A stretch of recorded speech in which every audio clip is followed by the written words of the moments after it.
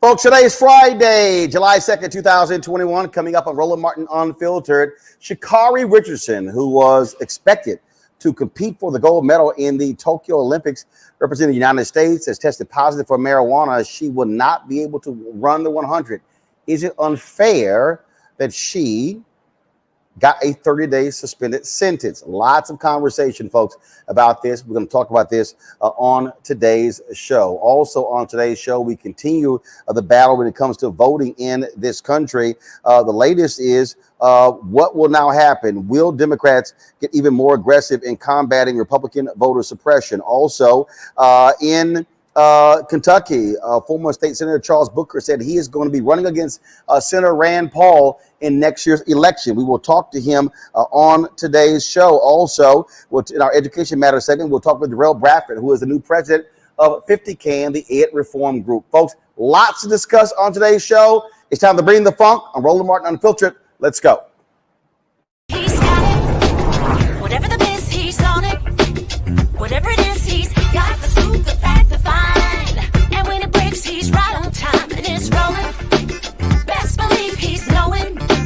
Putting it down from sports to news to politics. With entertainment just for kicks, he's rolling. It's on go, go, roll, y'all. It's Roland Martin, yeah. Rolling with Roland now. He's funk, he's fresh, he's real, the best, you know he's Roland Martin now.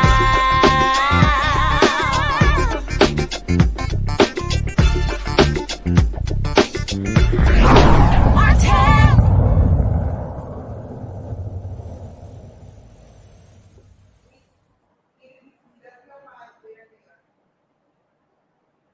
All right, folks, let's get right to it. Our top story is Sha'Carri Richardson, the track phenom out of LSU, who hails from Dallas, Texas, was expected to compete for the gold medal for the United States in the Tokyo Olympics in 100 meters. But before the Youth Olympic trials, she tested positive for marijuana. The decision came down, was announced today. She got a 30-day ban as a result. Here's the problem. The heats for the 100 meters actually begins within that window. She will not be able to run the 100 at the Olympics. A lot of folks have been talking about this all day, some calling this grossly unfair, saying that black athletes are being targeted. Others say the rules are the rules. She broke them. That's the case. I want to go right to my panel to talk about this here. Faraji Ahmed, a radio and television host out of Baltimore. We also have Michael Imhotep, host of the African History Network, and Brittany Lee Lewis, political analyst. Okay, Brittany, let's start with you. Is this unfair that Sha'Carri Richardson will not be able to compete for 30 days because she failed a test? She went on the Today Show. She admitted that she did indeed do this. She said she made a mistake, has to live with the consequences. Your take? Yeah, so I'm glad that she's taking accountability for her actions. I think that was absolutely the first thing to do. But I do believe that the rules governing marijuana usage at the Olympics are both vague and extremely subjective, Roland. I think it's pretty clear that marijuana is more therapeutic than it is harmful, since we see it as medicine and it's legalized in more than 30 countries.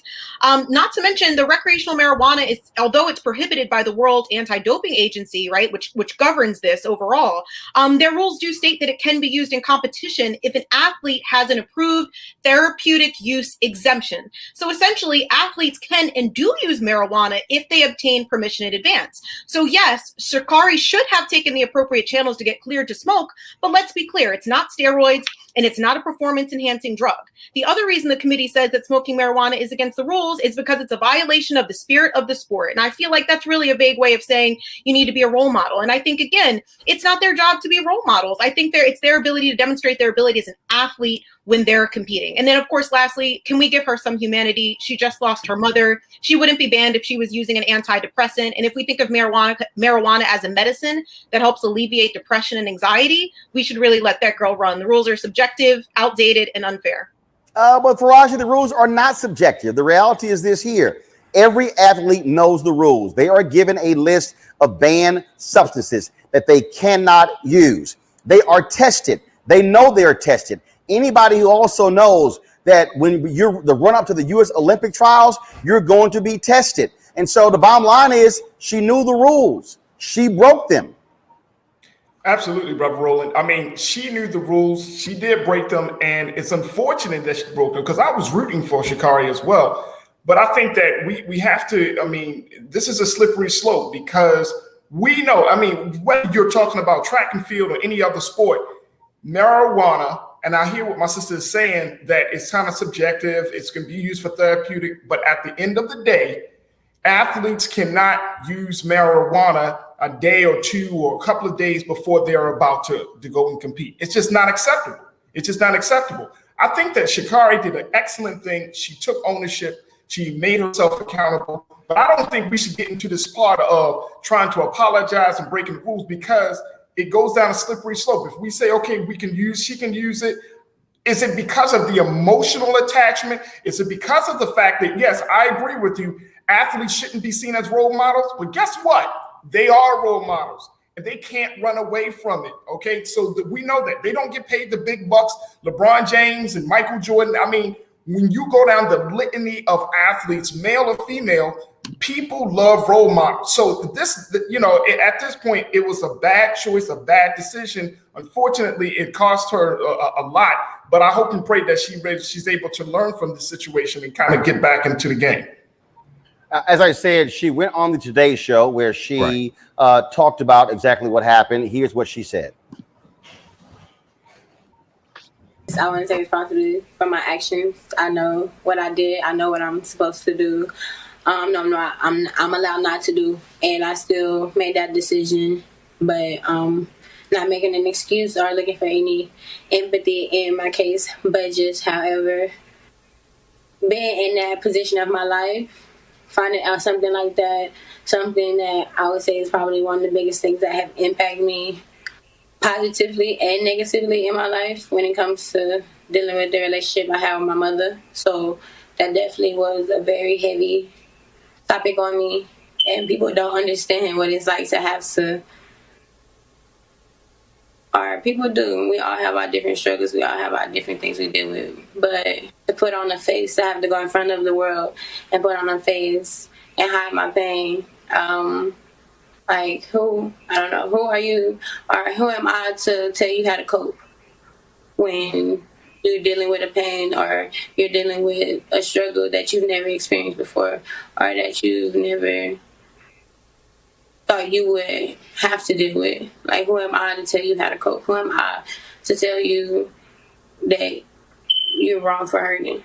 So I think just honestly, just leading up to that, dealing with my mental health, dealing with my mental as is with leading up to the games, every time stepping on the track, definitely expected to be a record-breaking time or something like that. So just with that, pressure in itself was also just another thing. With this actually been my first full professional career, my first full professional circuit this year due to the pandemic. So just considering all of that put together, long time with my agent, my sponsor, my sponsorship, my family, knowing we dealing with all of this during time. So. All right, so here's what happened. So she had discovered from a reporter that her biological mother had passed away. Right.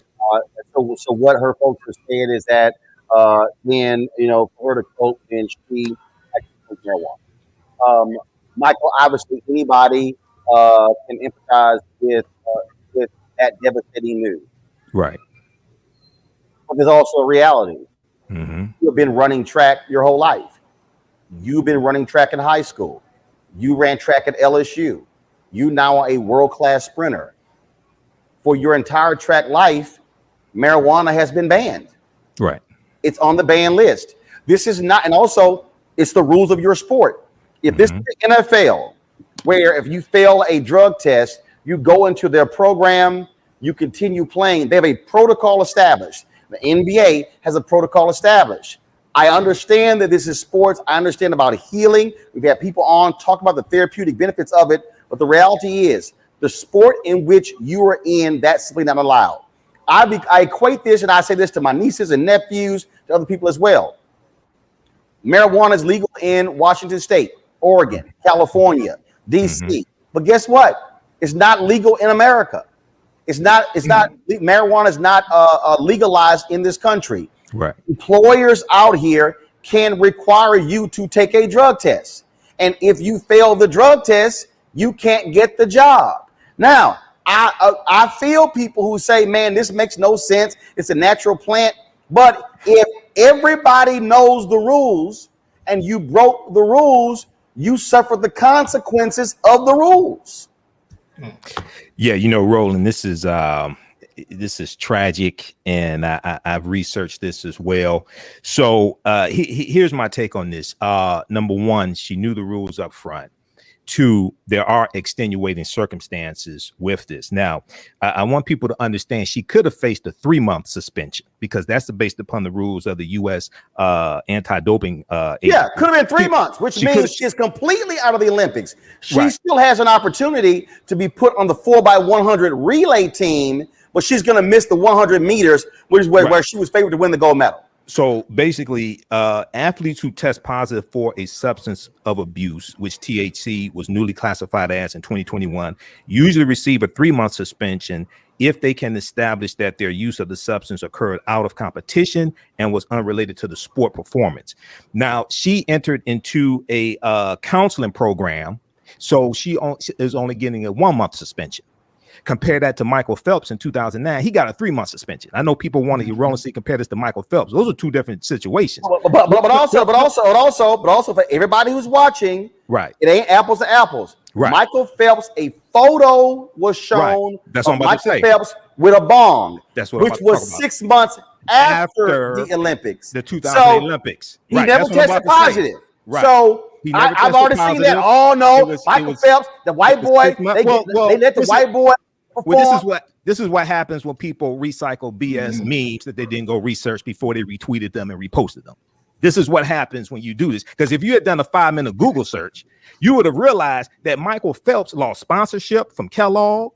He lost the Olympics withdrew financial support from him, and his suspension was 3 times as long as Sha'Carri Richardson. Now, to make a long story short, based upon the circumstances here, she's admitted, she didn't say, they lied. She accepted responsibility, and she entered into a counseling program. Based upon the circumstances in this specific case, I think they should do the humane thing and let her compete in the 100 meters based upon the circumstances, and she entered into a counseling program also. But here's the deal. Here's the deal. You say do the humane thing, okay? But there are other athletes. Sure. And so again, look, I'm from Texas. Right. I would love to see the homegirl from Texas run. Right. And we all want to have empathy. We want to have compassion, Brittany. But look, there's another sister I'm going to pull up in a second. Another sister who had gotten suspended. She had gotten suspended, and what happened was she was a hurdler, and her name was Brianna McNeil. She got a 5-year ban because she missed her drug test. Now, she says she had an abortion. And she said she missed the drug test 2 days after her abortion. What happens with their rules, Brittany, is that your drug testing, you don't know when you're going to get drug tested.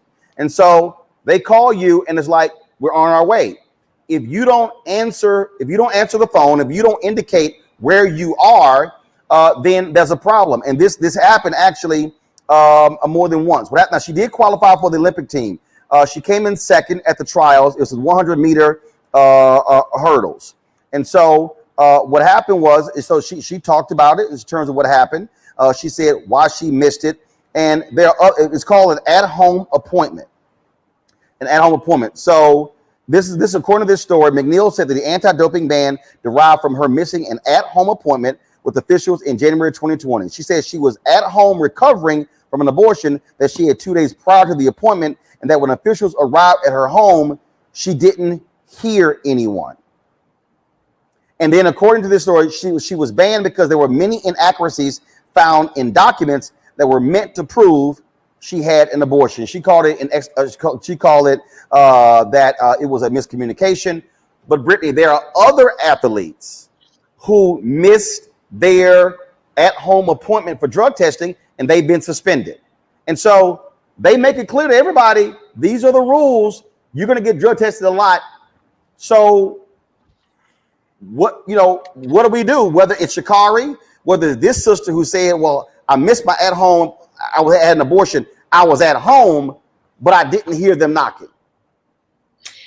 Yeah, I mean, don't get me wrong. It's tough, Roland, because on one hand, sure, I want to say the rules are the rules. You knew what they were in advance. Stick to them, right? But I want to point out that rules are made by people, right? And we need to think about the reason behind those rules, and if those rules always make sense, and if those rules are actually fair. At one point, I believe it was 2011, both CBD and THC were banned, and I believe that change was made more recently, where now it's just THC that's banned, the substance that was in Sha'Carri's blood. So, I think it's tough. And again, I mean, based on the research that I did find, and someone correct me if they saw something else, they have not definitively said that marijuana, is a performance enhancing drug. And if it is no. It's not that it's a performance enhancing drug.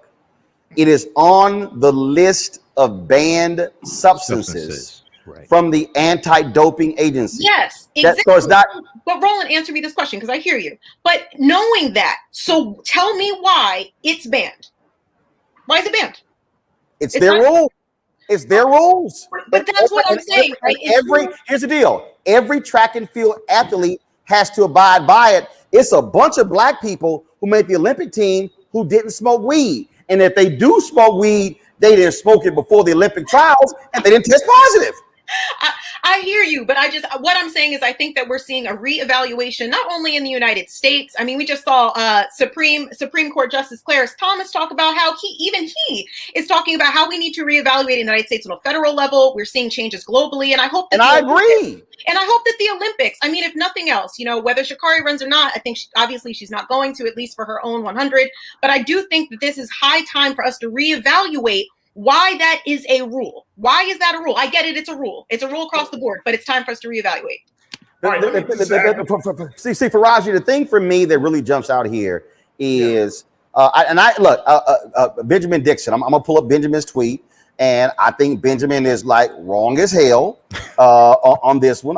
Benjamin's on the show. I like Benjamin. This is the tweet that Benjamin sent out right here. He said, black athletes should just boycott Team America since Team America has such an issue with black athletes. No, I'm sorry, Ben.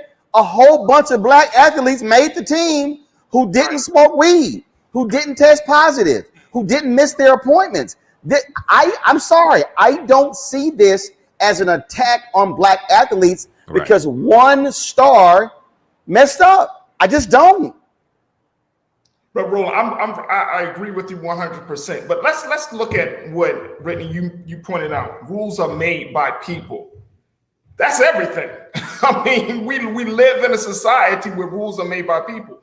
I mean, yeah. I mean, hell, I own a company. I make rules. Your ass gotta show up at work at 11 a.m. If you walk your ass in here consistently at 1 o'clock, your ass ain't gonna have a job with me. I mean, but that's what I'm saying. The rules are made. Now, here's the other thing. THC, we know it's on the list, but it's more importantly, it's also a drug. No, it doesn't enhance. It doesn't make you jump faster and all of those things. It slows you down. As an athlete, your speed is everything.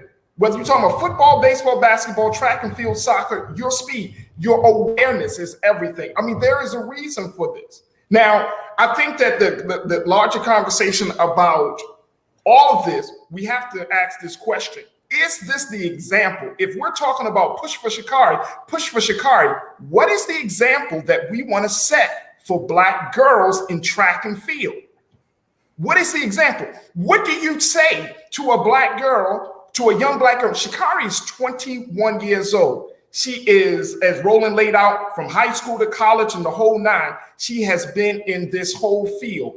She's 21 years old. She still has a lot of maturity and a lot of growing to do. But for those who are looking at her and the black girls that see themselves in Sha'Carri Richardson, what should we say? See, we talking about the now. We have to look at the future because should not be in a space to advocate for Sha'Carri now, because then that opens the door for us to advocate for what? The next black girl later? No, These are black athletes. If you're an athlete, you take care of your body. They often say your body is your temple.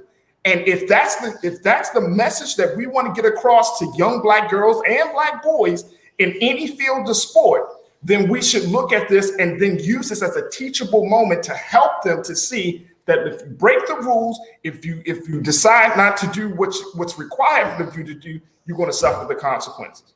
I just think here, Michael, and we're going to talk about another story that has an impact that deals with black people in the Olympics, which I think the Olympics, they are dead wrong. Mm-hmm. And this is what, again, that I would say this to, again, my staff. I would say it to my frat brothers. I would say it to my church members. I would say this to my nieces and nephews. I would say this to other family members. I hear you. I do believe that we have this different system. I think it's crazy that right now you've got marijuana, that's a multi-billion-dollar industry, that's legalized in some states, but not others. Right. I believe that you have these differing approaches to it. You've got some prosecutors who say they're not going to prosecute minor marijuana arrest. There are people who say you shouldn't be drug testing or causing people to lose jobs or not get jobs because of marijuana. But here's what I know and understand. It ain't the law right now. I think that you can fight to change it. Right. I think that you can fight to change with the Olympics.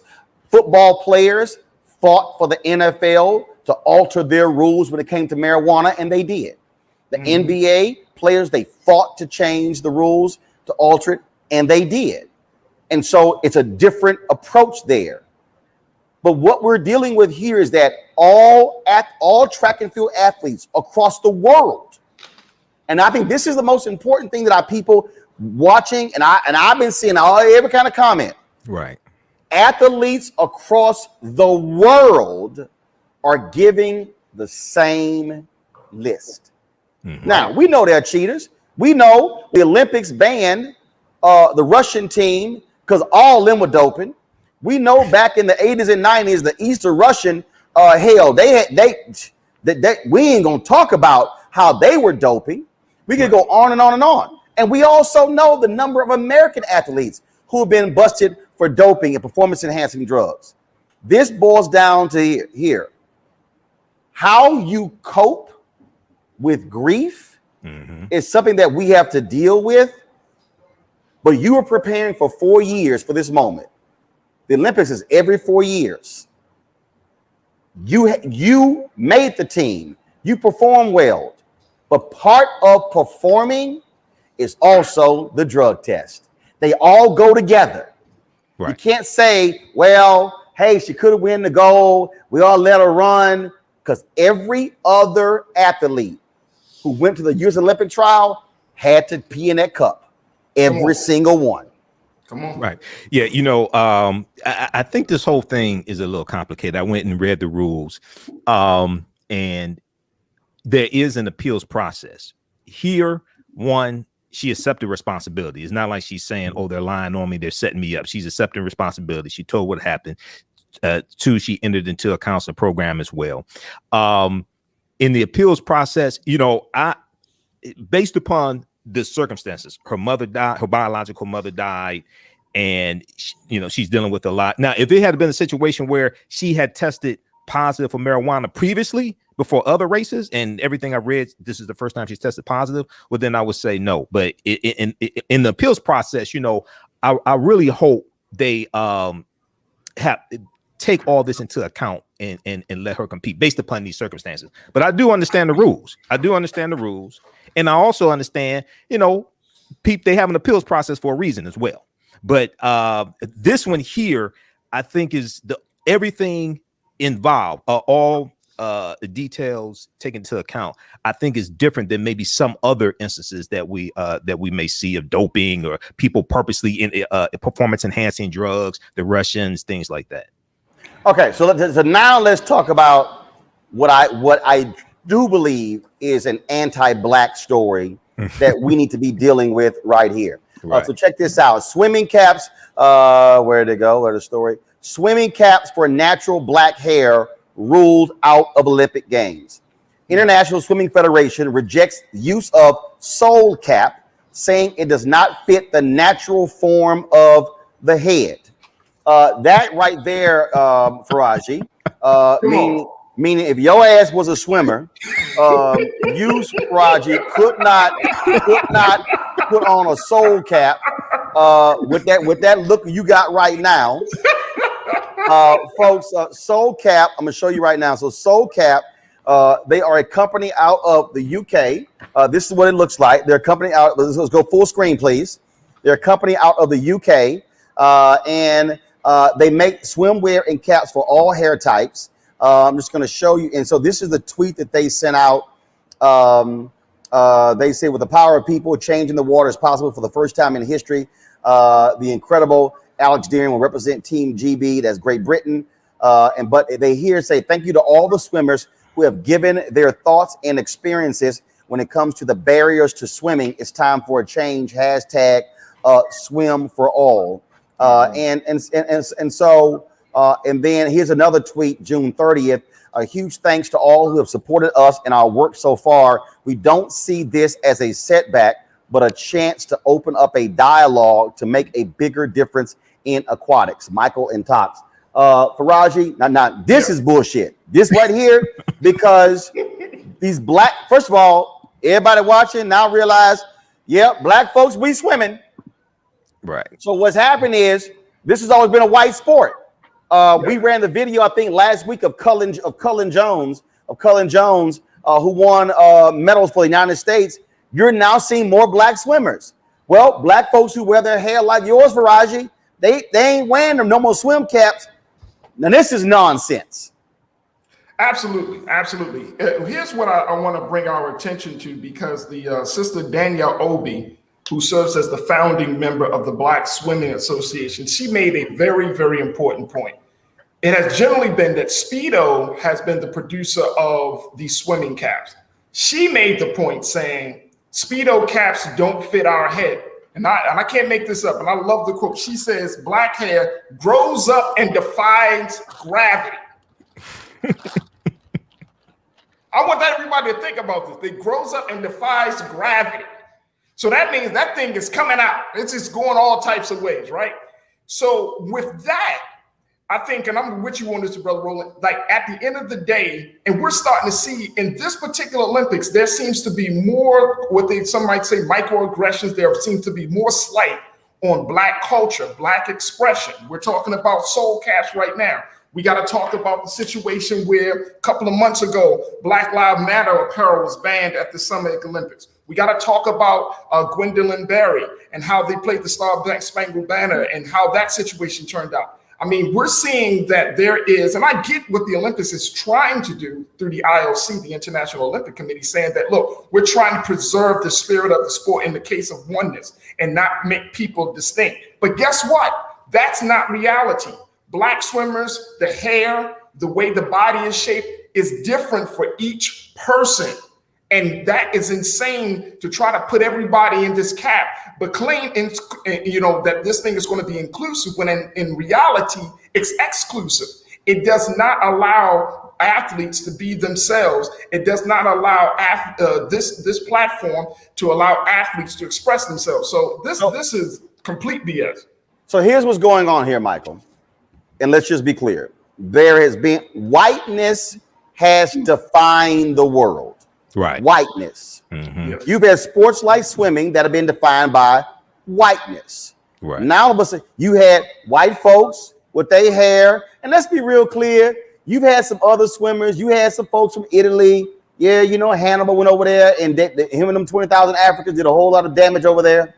You got some other folks, but the reality is, because you're now seeing more black people also reject European hair standards, saying, no, hell no, I want to wear my hair natural. They are going to have to accommodate that. And I'm telling you right now, this to me this is where a lawsuit should be filed. This is why the Crown Act is being passed in America. It outlaws hair discrimination. This ruling here is hair discrimination. Yeah, it definitely is, man. You mentioned Hannibal Barker. I think you referring to the Battle of Cannae 216 BC, but that's a no. I'm referring to them 20,000 Africans who went over there in Italy and caused some damage. That's why you got a whole bunch of Italians got sickle cell because they're black. Well, yeah. The Moors were in Italy also. The Moors were in Italy.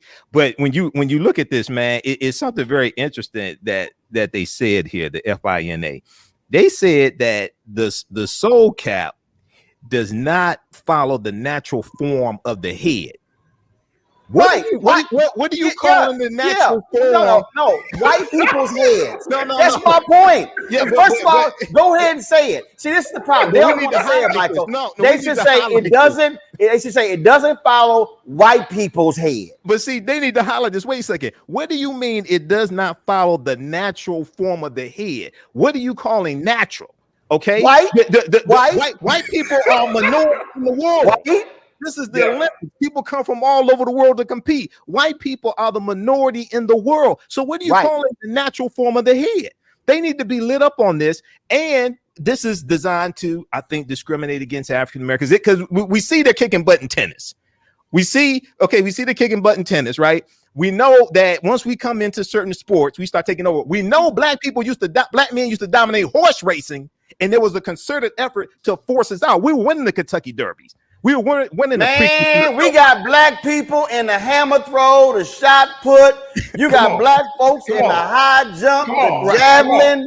You got black man. Look. First of all, it's one white boy on Team USA basketball team, Kevin Love, and he don't need to be on. That should be an all black team. Now, what they really saying is, damn, now y'all ass is swimming. Now y'all swimming. Right. So we used to be afraid of the water. Right. We used to be afraid of the water. Now we all in it. Well, we were swimming before you had as long as it was white boys and African American boys swimming, we were swimming. It was all right. When it started becoming co-ed and interracial, now you start having a problem. When you go research the history of that, then you start having a problem. When it was white girls swimming with black boys, now you got a problem on your hands. But brother, this should be highlighted, man. This is discrimination right here. They're really trying to, I think, target us and keep us from winning these golds in swimming also. This right here, Brittany, there should be a race discrimination lawsuit filed against the Swimming Federation for this ruling. And see, all these black civil rights groups, y'all should be calling out all these Olympic sponsors. Come on. Yeah. See, NBC is giving the IOC billions of dollars. We should be saying, sponsors, speak up. All these major corporations giving the Olympic Committee money. This is how you take your power and you leverage it by saying, don't be silent, corporations. This right here is hair discrimination, Brittany. Yep. No, I completely agree with everything that people have said. And I think someone mentioned it earlier. Anti-blackness is a global phenomenon. It just isn't in the United States. It's everywhere. And we know that this decision is part of just a longer history of discriminations against black people, but specifically black hair. And I know you mentioned earlier, Roland, the Crown Act. And we know just 8 years ago, the number one complaint filed by black women in the United States with the EEOC was discrimination based on hair. So, I'm not surprised that this is something that's going on at the Olympics. And I can probably guarantee you that the bulk, if not all the people that made the decision are certainly not us, because we know the idea that, the caps don't need a certain size and configuration. Elite athletes don't need caps of this size and configuration. It's some complete racist, discriminatory BS. All right, folks, I got to go to a break. When we come back, we're going to talk to former Kentucky State Senator Charles Booker. He announced he is running against Rand Paul, and already Senator Rand Paul has sent out a racist email. I'm going to show it to you. And this literally, it went out. Charles sent the tweet out 34 minutes ago. The email went out at 1:19 p.m. Charles is going to give his first response to us right here live on Roland Martin Unfiltered. That's next. I believe that people our age have lost the ability to focus the discipline on the art of organizing. The challenges, there's so many of them and they're complex, and we need to be moving to address them. But I'm able to say, watch out, Tiffany. I know this road. That is so freaking dope.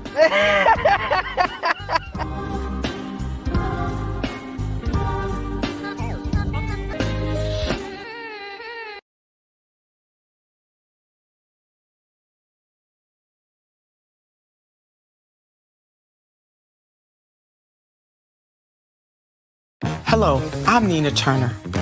My grandmother used to say, all you need in life are 3 bones. The wishbone to keep you dreaming, the jawbone to help you speak truth to power, and the backbone to keep you standing through it all. I'm running for Congress because you deserve a leader who will stand up fearlessly on your behalf. Together, we will deliver Medicare for all, good jobs that pay a living wage, and bold justice reform. I'm Nina Turner, and I approve this message. George Floyd's death hopefully put another nail in the coffin of racism. You talk about awakening America. It led to a historic summer of protest. I hope our younger generation don't ever forget that nonviolence is soul force. Priceless.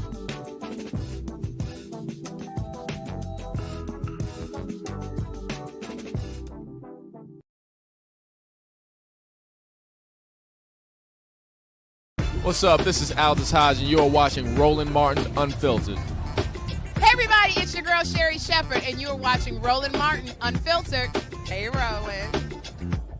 There's Tim Story, director of Shaft. You're watching Roland Martin Unfiltered.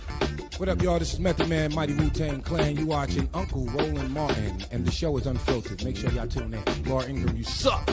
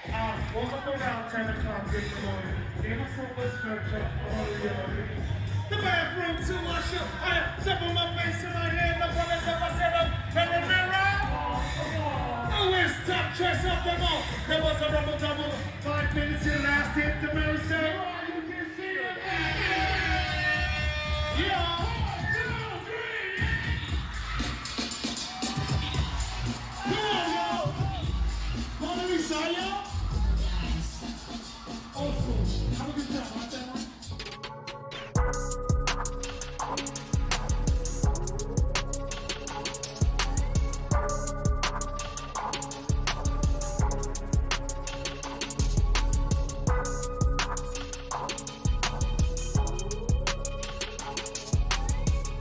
Y'all better ask somebody. Ain't nobody got that kind of footage except Uncle Roro. Slick Rick on stage at the Coca-Cola booth on their main stage at Essence Festival. Yeah, that's how we roll, y'all. This is a live look right now of the Essence Festival, a Live Loud virtual experience happening. You can go to Essence Festival. You go to essence.com, essencestudios.com, actually check it out. But y'all don't do that until y'all finish watching Roland Martin Unfiltered. So y'all can watch the replay. But again, this is a live look right here of the virtual Essence Festival happening right now. We got so all weekend we're going to be showing you old concert clips, throwback footage, you name it. We're going to be showing you. This is happening all weekend, and so the concerts start. The concert starts, and then of course you're going to have all weekend. So Friday, Saturday, Sunday, virtual festival Essence, and we so appreciate Coca-Cola partnering with us to be able to bring you these Essence Festival throwbacks. All right, y'all. Today, Charles Booker dropped the news that he is running against Rand Paul. Remember, he ran for the Democratic nomination to face Mitch McConnell in 2020. Amy McGrath, she won. She got destroyed in the general election. Booker came within 30,000 votes of winning that primary. Now he's taking on Senator Rand Paul. This is the campaign video that Charles dropped. Freedom. It's been the story of America, or so they say. Because we know the truth. For so many people across Kentucky and across the country, freedom hasn't been freedom for us. I come from a long line of Kentuckians. I've had ancestors who were enslaved in this Commonwealth, lynched in this Commonwealth, fought for desegregation in this Commonwealth, because we knew freedom wasn't something that was going to just be given to us. We had to struggle for it. What we have are these politicians who have been free to exploit us. Yeah. Right. Yeah. Freedom to rob us. Yeah. Freedom to tell us that we don't deserve better. Yeah. And all we can ever afford to have are politicians who don't care whether we live or die. Right. That's not freedom. No. Well. The people of Kentucky are my family. Yeah. One thing I was taught early on is that you fight for family. Yeah. We can make freedom ring true. Absolutely. Yeah. We can make it ring for everyone. Yes, sir. We can build a future where Breonna's door isn't kicked in. Yeah. We can make freedom mean that every community across Kentucky is thriving. Yeah. With a good paying union job. Yeah. That we're not just working to struggle less, but that we're owning. Yeah. We're creating. Yeah. We're building pathways to wealth all over Kentucky. We're going to take this message from the hood to the high. And so as we go into this day where we celebrate our independence, let's commit to making it mean something. Yeah. Yeah. And I'm not just asking that of you. I'm going to lead by example. Okay. All right. And it's with that understanding that we have to lead ourselves that I'm going to run for United States Senate. All right. Yeah. Woo! We're going to make it ring. Yeah. Because Kentucky deserves it. I believe we're ready for this moment. Yes. If you're ready to prove the doubters wrong, let me hear you say yeah. Yes. I believe we're ready to heal and grow and thrive and make sure the opportunity rings true for everybody in this Commonwealth. Yes. Are you with me? Yes. Are you with me? Yes. Are you with me?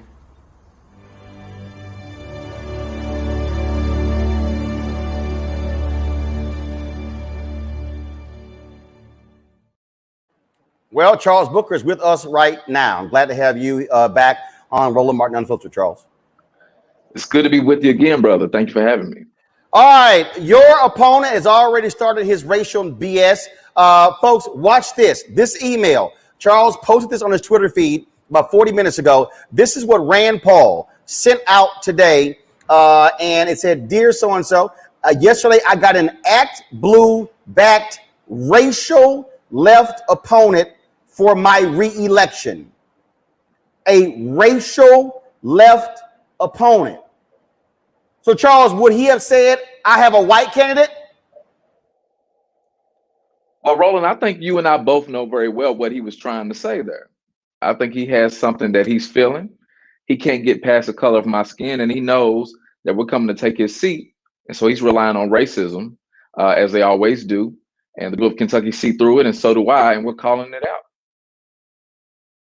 See, and look, here's the deal. This is not me. This was an actual campaign email. It says from Rand at randpaul.com, dated today, 1:19 p.m. And y'all blacked out the name, so that means that means it was sent to someone. So clearly, your campaign staff is on the email list. So this literally went out from the Rand Paul campaign. So you are a racial left opponent. That's Rand Paul's way of saying, white folks in Kentucky, I got a Negro running against me. That's exactly right. And you know, the sad part about it is that's all we're hearing from Rand Paul. Every time he talks about me, he's talking about defund the police and reparations. Now, Roland, you got to ask yourself, why is he talking about defunding the police when he's not talking about investing in community safety? He's trying to distract from the fact that he's failed Kentuckians. He doesn't care whether we live or die. All he wants to do is chase conspiracy theories because he's a clown. And we're standing now, and I lost this Senate race because I believe in the people of Kentucky. Now, I come from the western of Louisville, one of the most segregated cities in the country. The issues I've seen growing up as a young Black man are not limited to my community. We have common bonds across Kentucky. And if we stand together, we can win together. And we're ready to stand right now and show that we're going to get him out of office. You ran against Amy McGrath for the Democratic nomination to face Senator Mitch McConnell. She raised a ton of money. She was the Democratic darling. They said, oh, she was center right. She talked in the campaign about how she can work with Republicans.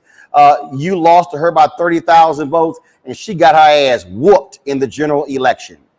What did you learn in that campaign? How are you going to craft a strategy if you get the Democratic nomination? How are you going to beat Rand Paul in the general election?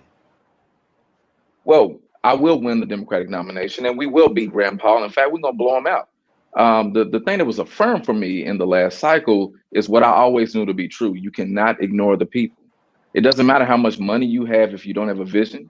If you can't inspire people to believe things can be different. There's a lot of cynicism that's very real in our politics because all we've had are these corrupt politicians who are playing and laughing to the bank while we suffer with poverty or ration our insulin. And there's a reason that people have given up in a lot of respects. And I'm trying to lead by example to say that if we lean into organizing, if we lift up our common bonds, if we actually listen to folks in urban and rural areas alike, Black, white, and brown, if you listen to folks, you'll hear that they want a vision where everyone has health care, where people have clean water and clean air and good paying union jobs. You'll hear that. We don't listen to the people. And so I'm building this campaign focused on Kentuckians first, and we're leveraging the resources that it'll take to do the organizing to win. And I'm proud of that. Look, in the first 24 hours, we have received contributions from nearly all 120 counties. We've raised over $1 million towards this primary, and we're seeing the majority of our support coming from Kentucky. And it's not partisan because these issues aren't partisan. And I'm excited. We're going to make history. Now, I said this on yesterday's show. I was talking with Matthew Dowd. We were talking about what Democrats should be doing. And I've had this conversation with Reverend Dr. William J. Barber with the Poor People's Campaign, how they have been mobilizing, organizing, and how they have been very clear speaking to white people and saying white and saying poor white people and not using euphemisms, the working class and things along those lines. And so how are you going to go to those broke white folks in Kentucky? And we're talking about some broke people. These are the people who elected a Republican governor, but they were yelling, man, I don't want to lose my Affordable Care Act, but I hate the Obamacare. These are the people who were yelling Trump, Trump, Trump, but then they were getting cut. Then you had coal miners who Mitch McConnell would not meet with. He was completely ignoring them. And so, are you going to be that in your face by going to white folks in Kentucky by saying, hey, folks, I know I'm Black, y'all white, but guess what? In your county, y'all some of the sickest people in the state. These people are trying to stop Medicare expansion. These laws are being passed for you. How are you going to get them to break from pulling that Republican lever and voting against their own interests to support you? Roland, you actually just laid it out. You know, one thing that's true, and all right, I'll come to Kentucky and talk to the white folks for you. I'm sorry, go ahead. You just laid the strategy out. Look, in Kentucky, in our politics, we have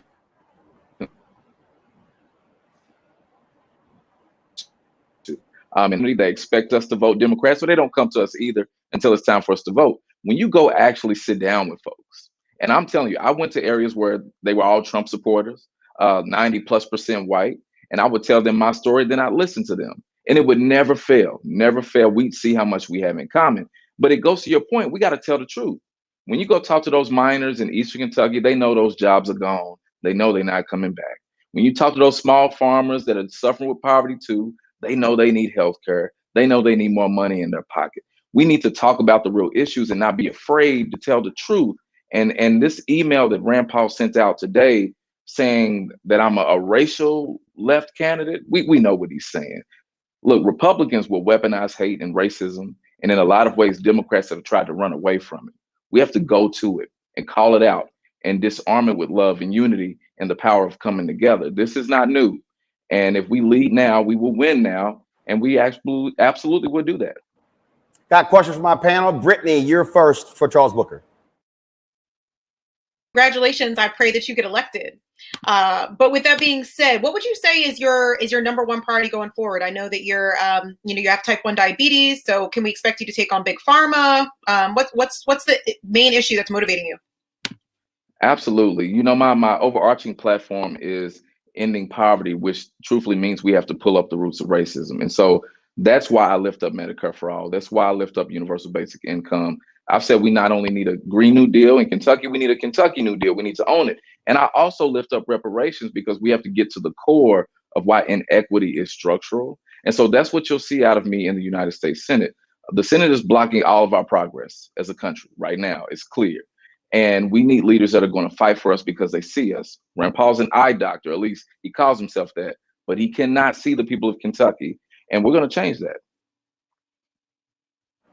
Faraji Muhammad, your question for Charles Booker. Faraji, you on mute. There we go. Mr. Booker, real quick question. How do you plan to engage the next generation? And really, you know, there is you talked about the level of cynicism that exists right now just across the board in politics. I mean, I don't envy you in wanting to run for public office. I mean, I admire the spirit, but there is a lot of cynicism, especially like in the state of Kentucky with Rand Paul and Mitch McConnell and everything. So how do you really plan to engage Black folks in a way to keep their hope, to keep our hope alive in this process? Because I feel like there are, and based upon some of the recent data, Black people are walking away from political parties in general. So this is a very, very critical time to get folks to believe in this system. How do you plan to make that happen? You know, a lot of my plan and my vision for this race really comes from growing up in the hood. And there is so much power in us talking to one another, in us connecting with one another, and us building our capacity. And so while I'm running myself, I want to use my resources in this campaign to train more folks to not only be on campaigns, but to run for office themselves. I've talked to some of my own family who hadn't voted in a long time. And they told me, well, I would vote, but what difference does it make? Part of what I'm trying to do now is lead by example, to say that we have so much power that we are not seizing, especially in the United States Senate, because we have these folks that are disconnected from us making every decision about our lives, but we're not in the room. And when I was elected in 2018 to the State House, I became the youngest Black state legislator in Kentucky since the first one. I'm talking to a lot of folks in my community that have never seen someone like me stand up on the biggest stages and talk to folks like you all and speak the truth. That's contagious. And we're building a campaign that is rooted in relational organizing. We're building capacity for folks so that they can lead themselves, become citizen lobbyists. We do this work, we will do so much more than win one race. We're going to transform our future. One of the things that we talk about the issues you mentioned, you know, in those rural parts of Kentucky, obviously, healthcare is going to be a big issue. You are running against someone who is a doctor who claims that he is such an expert on these things. But one of the things that we talk about Medicare expansion, we talk about, these health issues, we keep seeing it in these red states, how they keep fighting it. And I'm sitting there going to these broke white people. I'm like, what are you doing? You are sick. These things help you. Reverend Barber told a story when they were years ago, when they were campaigning against for the issue, when they were campaigning against the closing of rural hospitals. They were at some parade, and he said some redneck walked up to him with a Confederate flag wrapped around his neck, tears in his eyes, saying, "Thank you for fighting for our hospitals." I just think that this is just one of those moments where we've got to put it all on the table, and I use this phrase all the time. Hey, black folks, a lot of black folks broke, a lot of white folks broke. When you broke, you broke. As Dr. Barber say, he said, when your lights get cut off, we all black. That's right. That's absolutely right. And one of the things that I believe is really important in this message I lift up from the hood to the holler, talking about our common bonds is speaking that truth and really helping folks to understand what's happening. Now, in addition to, if you look at every metric that would determine a good quality of life, Kentucky's at the bottom and damn near all of them. Kentucky has also been one of the most disenfranchised states. And so you're dealing with a whole population of folks that have been robbed of the ability to know what's happening and to know how to change it. And when we show up and speak that truth, I'm telling you, it doesn't take long for folks to realize, oh, I'm rationing my insulin and I don't have to do that because these big pharmaceutical companies are making money hand over fist while I die. Oh, okay, I'm working sun up to sundown and I'm not getting paid good money while these coal companies are left to the bank, filing bankruptcy, leaving us high and dry. We have to speak that truth.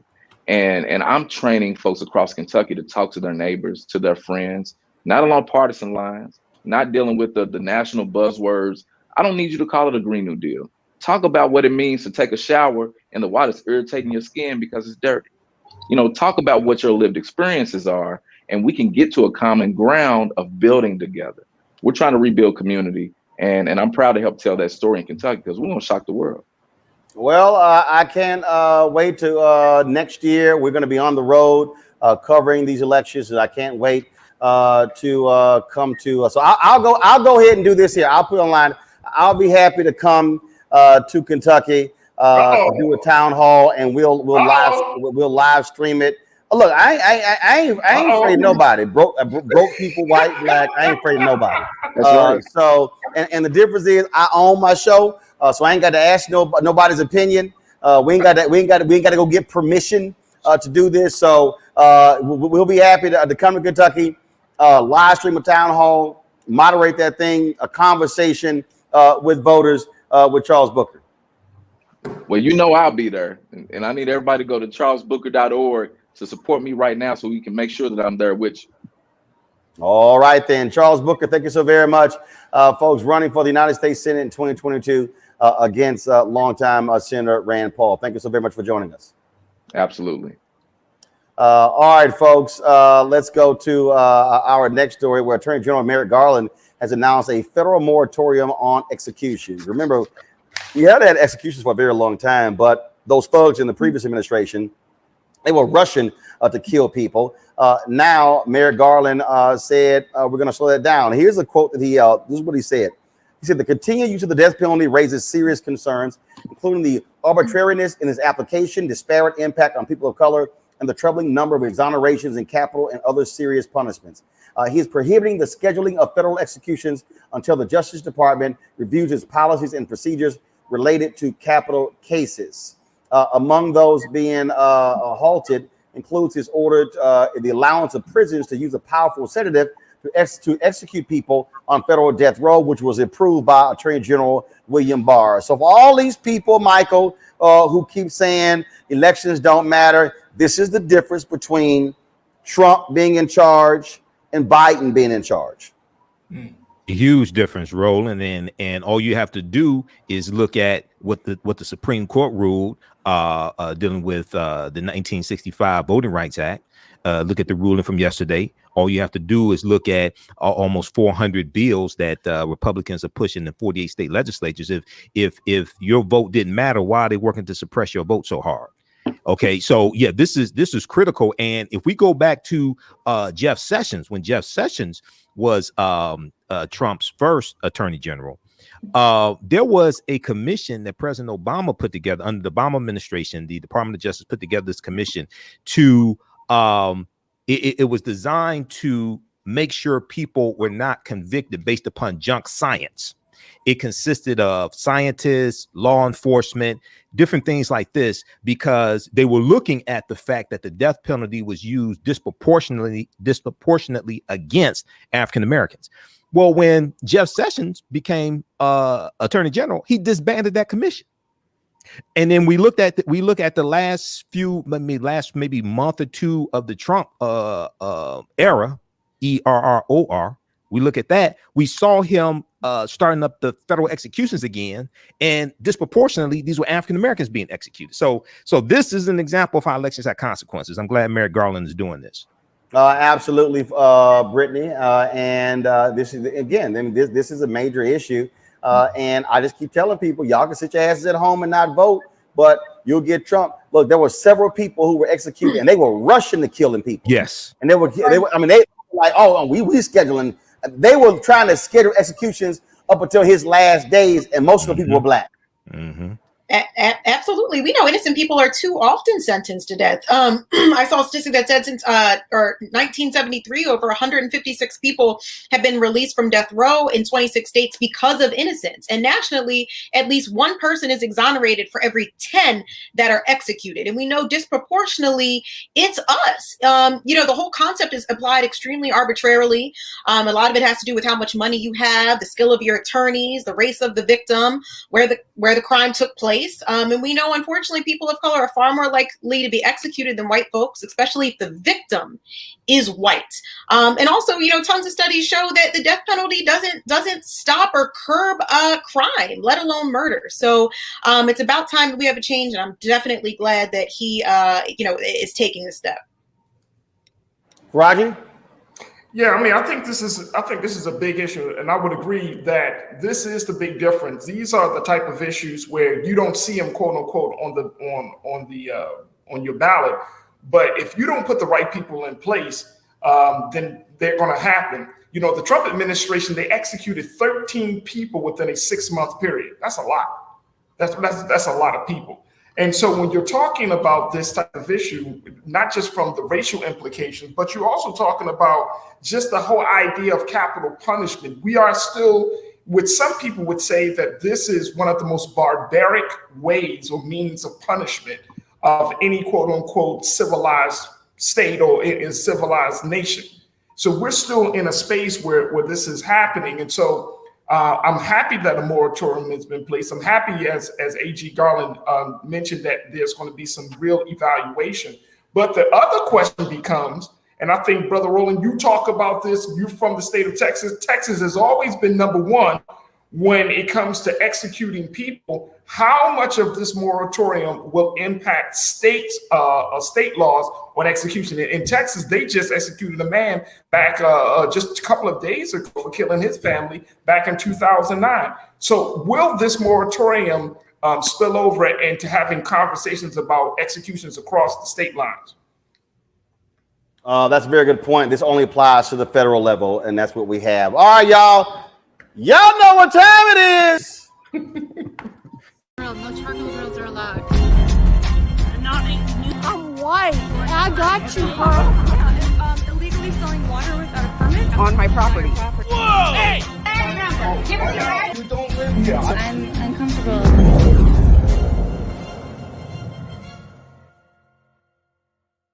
God have mercy. A police chief has resigned because he actually, this really happened. He put a KKK sign on a black police officer's jacket. And so,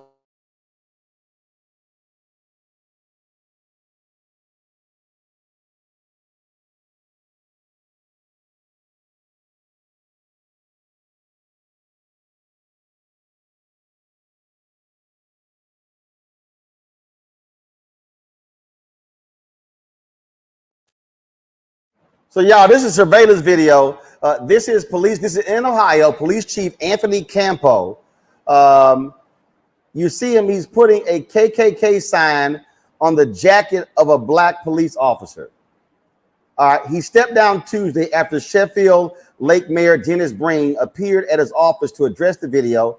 Mayor Breen said when he went to the office, Campo was standing there with a smile on his face and said, "So, am I fired?" Well, the mayor told him he was being replaced on administrative leave and had 10 minutes to leave the office. Campo quit. Well, guess what? That's what's gonna happen to your dumb ass, Faraji. If you're gonna put a KKK sign on the jacket. Yeah, am I fired? Hell yeah, your punk ass fired. I was gonna. You took the words really out of my mouth. I was like, what a dumbass. He's a police chief, knowing they got cameras everywhere, and you're gonna do this. Like, what's the point? Like, did you want to get fired at this point? I don't know. I'm not understanding the rationale behind the action. Look, Brittany. The mayor should have walked in. You about to lose your job. You about to lose your job. That's how the mayor should have walked in. He already knew, though. He walked in and said, "So am I fired?" Like he knew what time it was. And I love the mayor's statement regarding the situation because he literally said what all of us were already thinking when we heard the story. How in the hell can somebody be that stupid? Like it's really outrageous, man, and a stupid prank. Real stupid.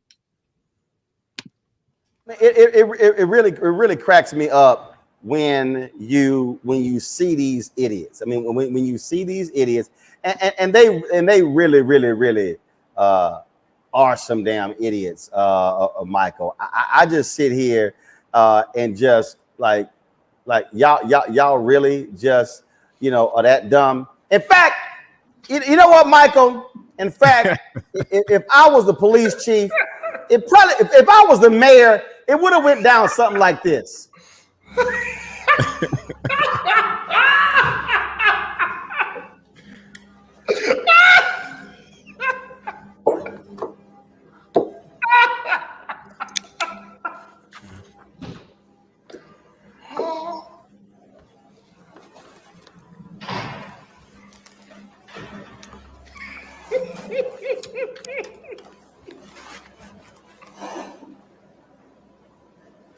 Now listen to me, little bitch.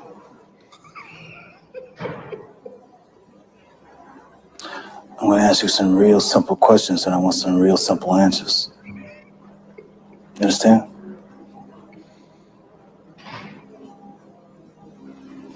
Let me get this right.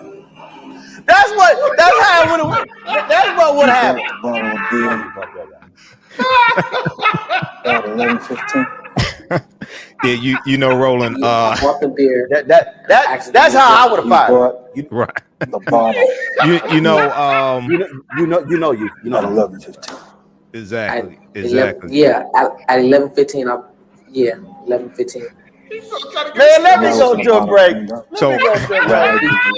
go to a break. I'm done.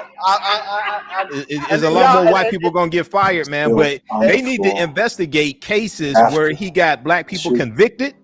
They need to go. Some of those cases, they need to go research them because he could have set some people up. If he's coming up to do that. I agree. Yeah, I agree. All right, y'all. I agree. Y'all know that's funny. I'm sorry. That's funny as hell. You know you did. All right, y'all. When we come back, we're going to talk to Darrell Bradford, who is the new president of an education reform group, 50K, in our Education Matters segment. Also, we're going to talk to an expert on barbecue and Dick Gregory. The documentary on Dick Gregory airs on Showtime on July 4th. We will talk with the director of that documentary. Y'all, we still got a whole lot to go right here on Roland Martin Unfiltered. We'll be back in a moment. White supremacy ain't just about hurting black folk. Right. You got to deal with it. It's injustice. It's wrong.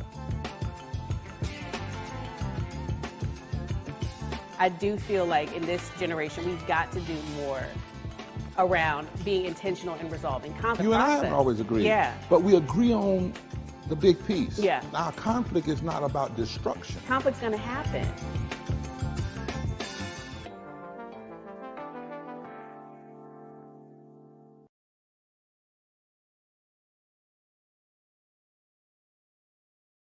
Every time the life of an unarmed black man is cut short by police violence, we're outraged. When it happened here, I said enough is enough.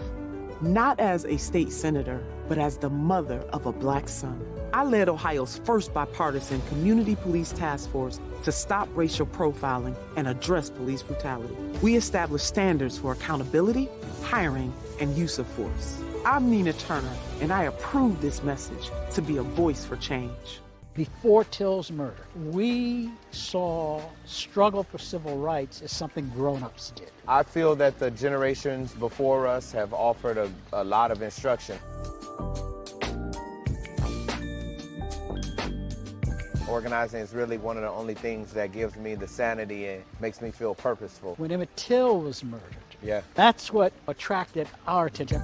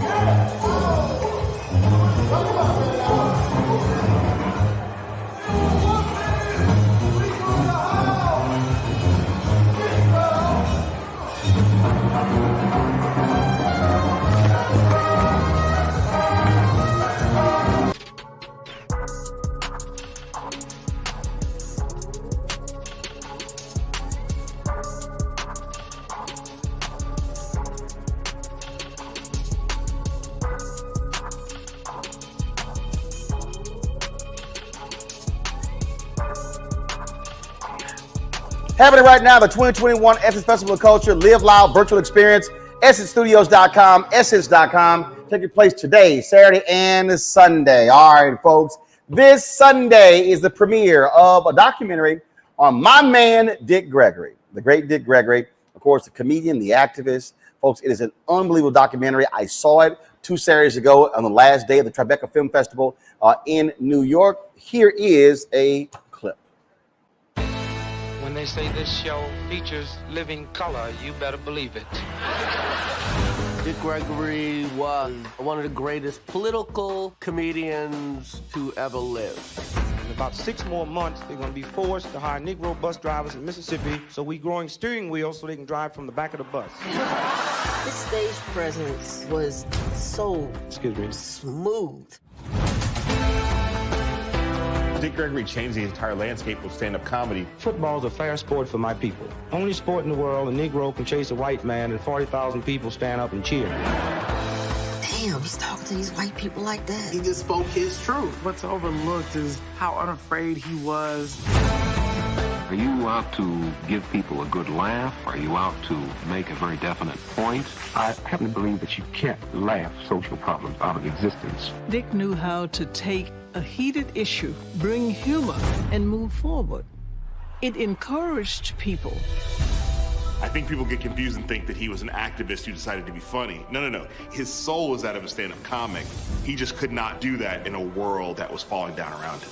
Now, I ran from Chicago to Washington, D.C. to dramatize that there's a need to feed hungry people. He ran for Native Americans. He ran for women. He gave so much of himself to a movement, to a people. He wanted to be a part of the change, and he always fought for that change.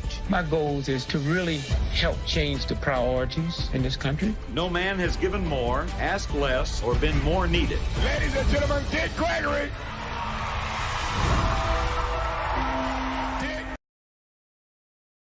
Documentary is called The One and Only Dick Gregory. Joining us right now is the director, Andre Gaines. Andre, how you doing? Good to see you. How are you? Doing great. How did you get involved in this particular project? Did it start with you? Did it start with Dick Gregory and his family? How did this whole thing start? It really started with me as an idea. I mean, you know, I saw Dick Gregory on the State of the Union back in 2008 when President Obama first ran. And I just was like, I've got to do something, you know, to tell this man's story. I mean, he was on this whole panel, you know, you remember it. It's just a panel of every great black. Yeah, it was Tavis Smiley's State. It was Tavis Smiley's State of Black America and State of Black America report. Yeah, panel. State of the Black Union. Yep, State of the Black Union was on C-SPAN, and he was on there with all of these dignitaries and politicians and just everyone who does not share the mic very well. And he managed to completely bring down the house. And I was like, wow, this guy is extraordinary. I mean, when I grew up in the 80s, I didn't know him as my contemporary comedian. That was Bill Cosby, to be honest. You know, that was maybe Richard Pryor. We'd sneak away and see some of Eddie Murphy's stuff. But Dick Gregory, I knew as the guy who had the Bahamian diet, who had the shakes. So I didn't really know him as a comedian. And so when I got a chance to actually see him do his work as a comedian, it was astounding. I was like, wow, this has got to be a story to somebody to tell. And I really wasn't prepared to tell that story until about 2015. And that's when I first reached out to him. Cold call, like so many of my other relationships in Hollywood have been established just by picking up the phone. And luckily nobody's hung up the phone in my face yet. So he managed to actually fly out to LA and we started filming him. And he was, his son Christian told the story at Tribeca. It ain't like he was easy on you. No. He did answer the phone, and we did have multiple conversations before actually meeting him in person. And then when I sat him down and interviewed him, you know, it was one of the most difficult interviews that I've ever done. I mean, I've been producing documentaries for a long time. This is my directorial debut, but I just know that sometimes subjects can be a bit hard. He was amongst the hardest, probably if not the hardest. He just would not answer any questions. He just was not interested in kind of sort of following the leader. He was the leader. So but Andre, was he testing you? Did he want to see how tough you were, and do you want to see how serious you were? I mean, I didn't know that. I didn't know that at the time.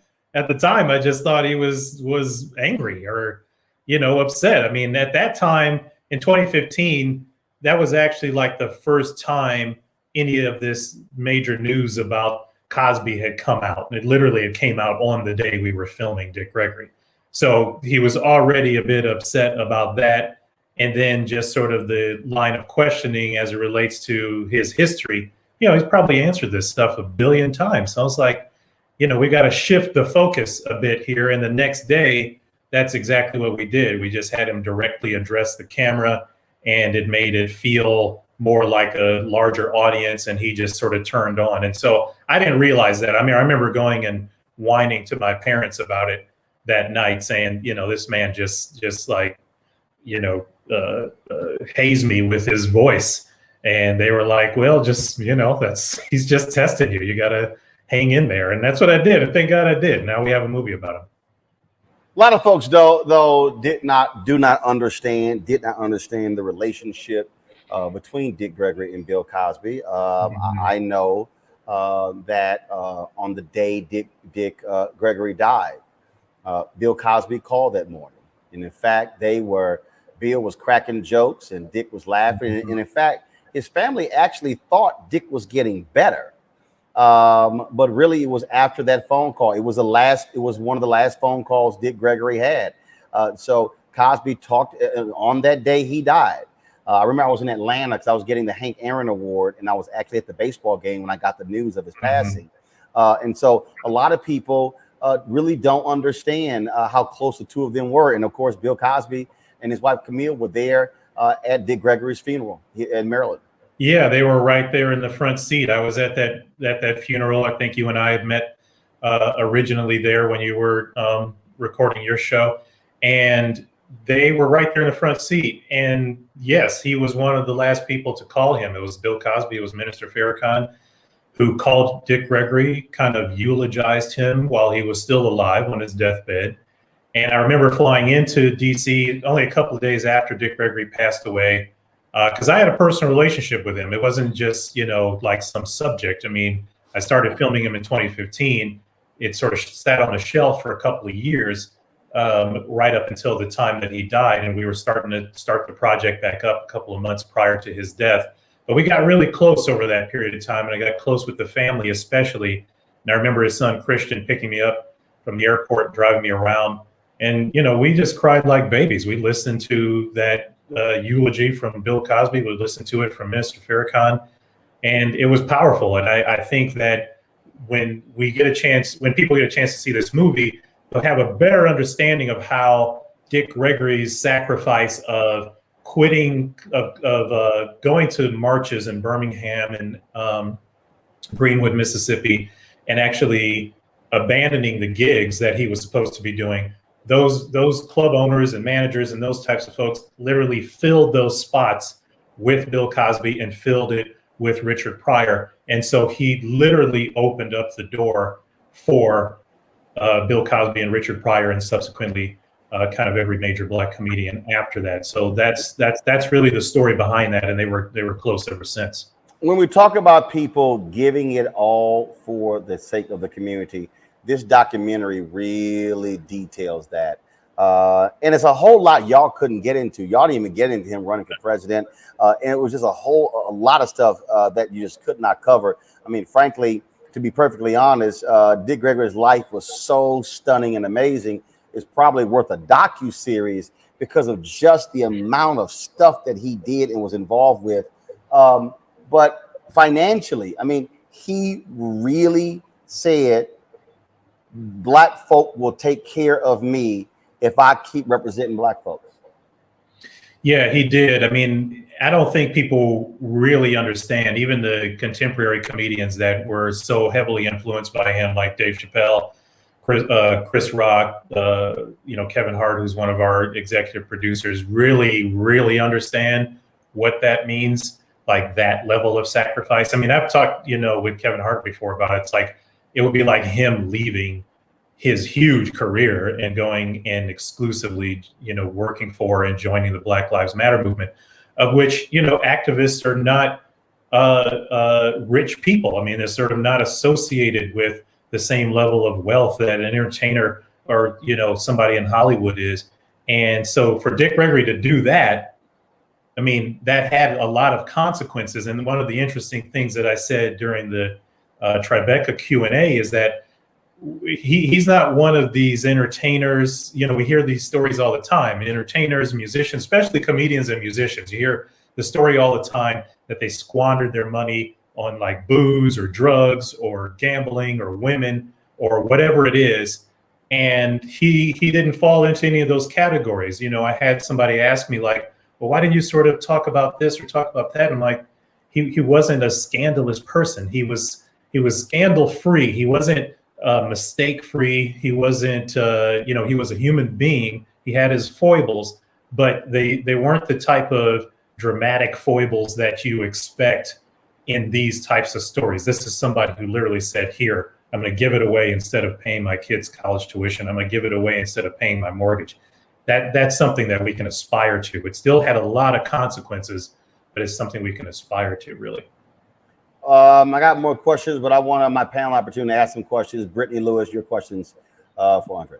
Yeah, of course. So congratulations, first and foremost. I can't wait to see the documentary. Thank you. But I do want to know, Dick Gregory was such an important figure, not only to the Black community, but to the world. Was it difficult trying to capture the entirety of his life? Like, you're talking about a comedian, an activist, how could you do that without making the documentary like several hours, if not a day long? Well, it was. Yeah, I mean, I managed to get it, kind of just under 2 hours, which was at the request of Showtime. But we did have what, Roland is talking about. We did have the presidential run in there. We had a couple other things.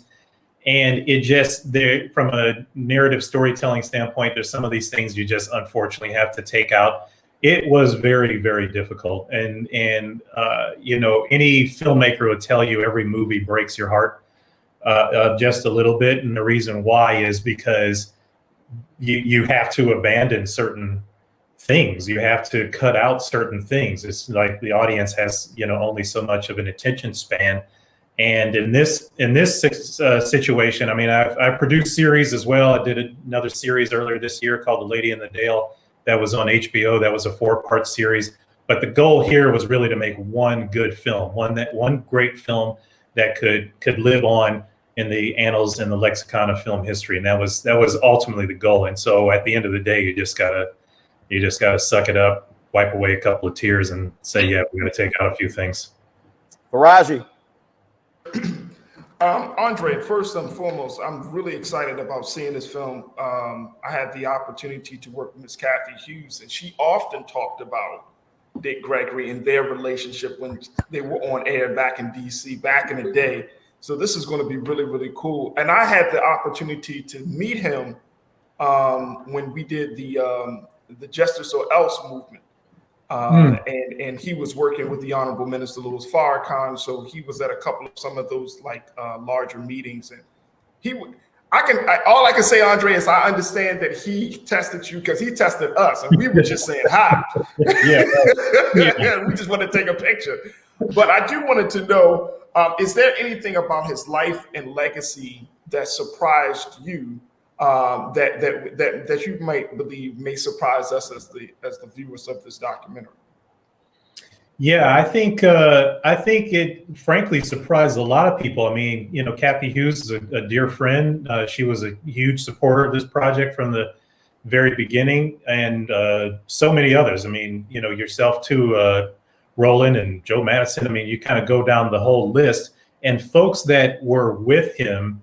You know, I bring these names up specifically because the folks that were with him, even that worked closely with him, colleagues, agents, managers, you know, business partners, friends, even they looked at the film and other iterations of the film, because we sort of showed it along the way to a couple of different folks here and there as it came together. And they were like, wow, I didn't know all of this stuff. I didn't know that these things happened. And even Dick Gregory himself, when we were making some progress of the film, you know, would look at it and say to his son, like, did I do that? You know, do I remember? I don't totally remember doing this, that, or the other thing. And so there was a lot of parts and pieces like that people were able to take away and that they didn't realize were part of his life. For me, you know, when you condense it like this and you put it into a film, it's kind of like, what are we doing? You know, like somebody like him is just the amount of productivity that he was able to yield in a single life. I mean, we're talking about a comedian, we're talking about a activist, we're talking about a health pioneer, a genius, icon, legend. I mean, these are an extraordinary set of circumstances for one life to have. I mean, we'd be lucky if we were able to live any one of those things. And so I think that that's a huge, huge takeaway from the film. And hopefully, you know, people experience that when they see it. Michael Imhotep. Hey, Andre, thanks for participating in this documentary. Congratulations on it. Thank you. Question for you. I had a chance of meeting Dick Gregory here in Detroit some years ago, and also interviewed him when I was guest hosting the Warren Ballantyne show one time. But Dick Gregory marched with Dr. King. He was friends with Dr. King, but he also knew Malcolm X as well. And toward the end of both of their lives, Dr. King and Malcolm X, we know their ideologies were converging. James H. Cone details this in Martin, Malcolm in America, Dream or Nightmare. Because Dick Gregory was involved in the civil rights movement and knew both of these men, how did Dick Gregory see, or how did he conceive, or what did he see as the ultimate goal of the modern day civil rights movement? He was this kind of connective tissue in a way to a singular philosophy of human rights. And he would talk about this all the time. I mean, he was friends really with everybody, especially in the movement, you know, Dr. King, Malcolm X. I mean, we got tons of pictures of him and Malcolm X that we just couldn't find the proper place to, you know, to fit into the story, because we sort of had this thread of him and Dr. King. Now we have this awesome photo in the film that we were able to get our hands on through the National Archives of Dr. King just cracking up, laughing at Dick Gregory while he's standing up at the podium. And it's like, you know that he's killing as a comedian because he got this picture of Dr. King, which we rarely ever see him so relaxed, sitting there just cracking up. And so that's what he saw as the ultimate goal. It was really human rights. It was an important part of the equation when it came to seeing civil rights and the modern civil rights movement of the time actually succeed. And had he not done that, I think that Dick Gregory would have felt there was a large piece of him that was missing. I mean, any time that there was something to fight for, he was there. I mean, there's this a fabulous story of him and the women's rights movement, the National Organization of Women now, and him showing up to speak there. They asked him to speak. He's flying across the country. He was speaking at someplace else. They asked him to speak, and they get there. He gets there and they say, we're running out of time. We don't think we're going to have you to, be able to speak. And I think it was Jane Fonda or one of the other women that were there actually just brings Dick Gregory up on stage and has him go up there and speak with them. And people literally start turning around that were leaving this rally because they heard him over the loudspeaker. And it was just small examples like that. I mean, it was women, it was Native Americans, it was Black folks, it was Latinos, it was, gay Americans. I mean, you just name it. He was fighting for everybody. And that thread of human rights is what persists today. Wow. Folks, it is called The One and Only Dick Gregory. Premieres on Showtime on July 4th. Andre Gaines, the director. We certainly appreciate it, man. Thank you so very much. It is a fantastic documentary. Thank you so much for having me on. All right. Thanks a bunch.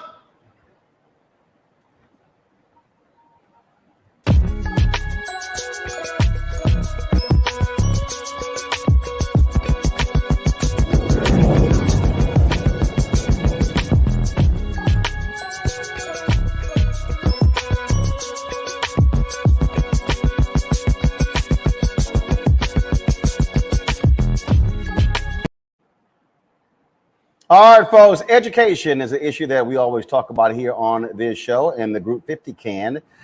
They have been very much involved in ed reform in this country. I'm on their board of directors, and also we've been sharing an office space with for the past 3 years. Darrell Bradford is the new president of 50 Can. He joins us right now. Darrell, glad to have you back on the show. First and foremost, what's your goal as president of 50 Can? What do you want to accomplish? Don't mess it up. Thank you very much for having me, and obviously, thank you for being involved with everything that we do and carrying this message to your audience in a way that only you can. I guess the three things I'm working on primarily, one of them is that we need a better vision for for the education system that we want in this country. And so we built a sort of a marketing platform that we call Believe in Better, which is just about the way that, the education system should work, about what you should be entitled to and what you should have as a family, about the sort of freedoms and flexibility that you deserve as somebody who's trying to help a kid become the best version of themselves. And it's great to talk about it, but the actual work of 50 Can, as you know, is to help pass laws in states. And so my first and maybe most important project is to take that vision and turn it into actual policies that people can, talk to state legislators about, or governors, or people in their communities, and get off the ground and hopefully, improve the quality of education for all kids in the country. So I guess that's the first thing. The second thing is that, and you know this, right? We're a nonprofit, and now we're like a quasi black-led nonprofit, and we're working in 10 states, and many of our executive directors are people of color. And to do this work, you can't do it for free. And so the next thing is kind of how do we continue to make it sustainable? How do we continue to get people to understand that education doesn't just improve itself? Charter schools didn't just happen. Somebody had to pass a law to do that. So a group of people had to lobby to do that. And, many other issues, it's not free to do that. So that's really the second thing. And then the third, and I guess maybe like the final one, I'm succeeding a person who was extraordinary and a former elected official and just like a wonderful mind on policy and strategy. And I just want to figure out what about 50 Can is different with me as its president than with her as its president. And she really got us to this place that we are now, and we're all incredibly grateful for the work that she did. But it's like, what's that next phase? Is it louder? Is it harder? Is it more nuanced? Is it more interesting? I got to figure that out, and I got to figure it out soon. I've made this point that the ed reform movement has been all too often a white-led, white-run, and the reality is that you can't change education in America if you don't have Black folks who are at the positions of power. Yeah, I mean, one of the I almost take it for granted. The amount of people who were like, I can't believe you're the president of 50 Can. It was like the outpouring from other Black folks who work in the movement and who have jobs like mine was sort of was shocking. There's a real underrepresentation at the decision-making level, and it is just different to be at the decision-making level, like when you're not just deciding for you, but you're deciding for lots of folks. I think the other thing too is just like, power works the way it works, right? Like people have money, they have connections, and they do things. And like the first group of people 25 years ago, or whatever, that were like doing ed reform were basically white people who went to Ivy League colleges, right? And so that those are the people that were doing it. It is not in the political interests of anybody to have a movement that is narrow in that way and that isn't diverse, right? And so you'll see now, it's like late to the party, and I don't need to tell you, but finally people are focusing on the fact that, like, look, we built all these systems up, we don't have enough Black-led schools, right? Like the independent school sector is basically the place where you see the Black-led schools. It's like, how come we don't have any more? Why don't we have more community-based charter schools, right? Like, why is it that the American teaching force is 80% white? Like, what's the policy agenda around that? We have states that are working on those kind of issues too. So just from a practical standpoint, even if you didn't care about whether or not Black people or people of color were involved at leadership level or whatever, their people care, right? Like voters care, and diverse coalitions are better. You go back to our fledgling candidate from Kentucky. He's going and he's talking to everybody, and that has been something that the education reform movement has not done well either.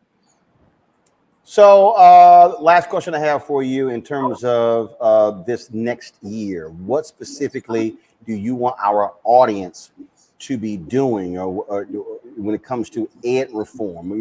What should they be advocating for? Yeah, so I could think of 10 things, but I'm only going to give you 3 because allegedly that's what a good speech is. So the first one is be ready for the fall to be crazy, because I think people believe that with this huge infusion of money from Washington, D.C., $190 billion for K-12 education over the last 12 or 15 months or something, that everybody's sort of on a glide path back to school, and that is not true. Like they're already like teacher union leaders in particular who are like stoking up kind of discontent and anxiety around Delta variant and everything else, right? So just be prepared for an incredibly disrupted start to the school year. That's the first thing.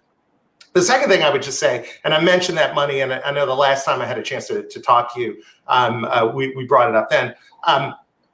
Like more money than has ever been spent in a single year, right, is being spent on American K-12 education right now, and nobody knows anything about it. So, like, there's a woman who runs this thing called the Edunomics Lab at Georgetown, and she's like, school districts, they're not working on on hiring a bunch of new tutors, right? They're not working on an extended day or like a huge summer program so the kids who've been inside for a year can go out and run around or go to museums or anything, right? They're giving everybody raises, right? They're taking on long-term projects that are like capital projects that have nothing to do with intervening in the next year and a half for kids who are who are wildly behind. And in Texas, your home state, they released a bunch of data about this last year. I mean, we're talking about like three grades worth of learning loss in English. I mean, in language arts and math. Like it is serious. And so the second thing is just like be involved in that. Like go pull yourself down a school board member, grab an elected official, tell them to be a part of it. Here's the third thing. Don't wait, right? So the best thing, if there can be any best thing about the last year and a half, is that we've seen lots of folks, Black folks, brown folks, white folks, all kinds of folks, right? Solving problems of education themselves in a way that we have not normally seen. Part of that I think came out of the realization that what Ed reformers was saying was true, right? Like we've been telling people forever that big urban school bureaucracies, they treat you bad unless you can move around. And folks are like, yeah, it can't be that bad. And now people are like, oh my God, it's really that bad. Like I have this amazing mortgage. I can't get my kid into school. Like what is going on here, right? And that just brought lots of different people to the table. And so this whole movement now that we see, which is like community-led, right? It's like, it's pods, like it's micro schools. It's like having an individual teacher who comes to you and a small group of people and teaches your kid. Like, those are the kinds of things we should be embracing, right? Like, let's make the disruptions of the past year and a half that gave us good things, let's make those things permanent while we try to build a better system for everybody. All right, then. Darrell Bradford, 50 Can. If people want more information, where do they go? 50can.org, or you can find me online. I'm at DYRNWYN, and it's a big green eye. That's me. It is my eye. So, and thank you for having me, sir. All right, Darrell, I appreciate it, man. Thanks a bunch. Looking forward to working with you. Absolutely.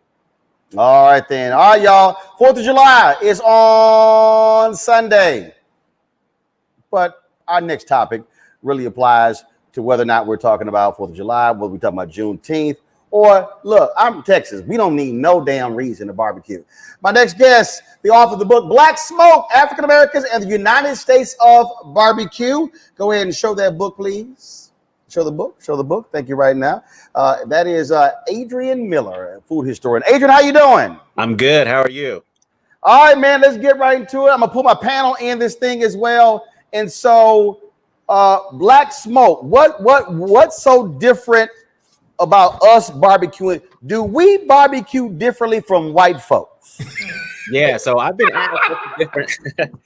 asked what's the difference between white barbecue and black barbecue, and the short answer is black barbecue tastes better. But the reason I wrote this book is because if you look at TV shows, newspaper articles, magazines, black people are bit players in the barbecue story or left out entirely.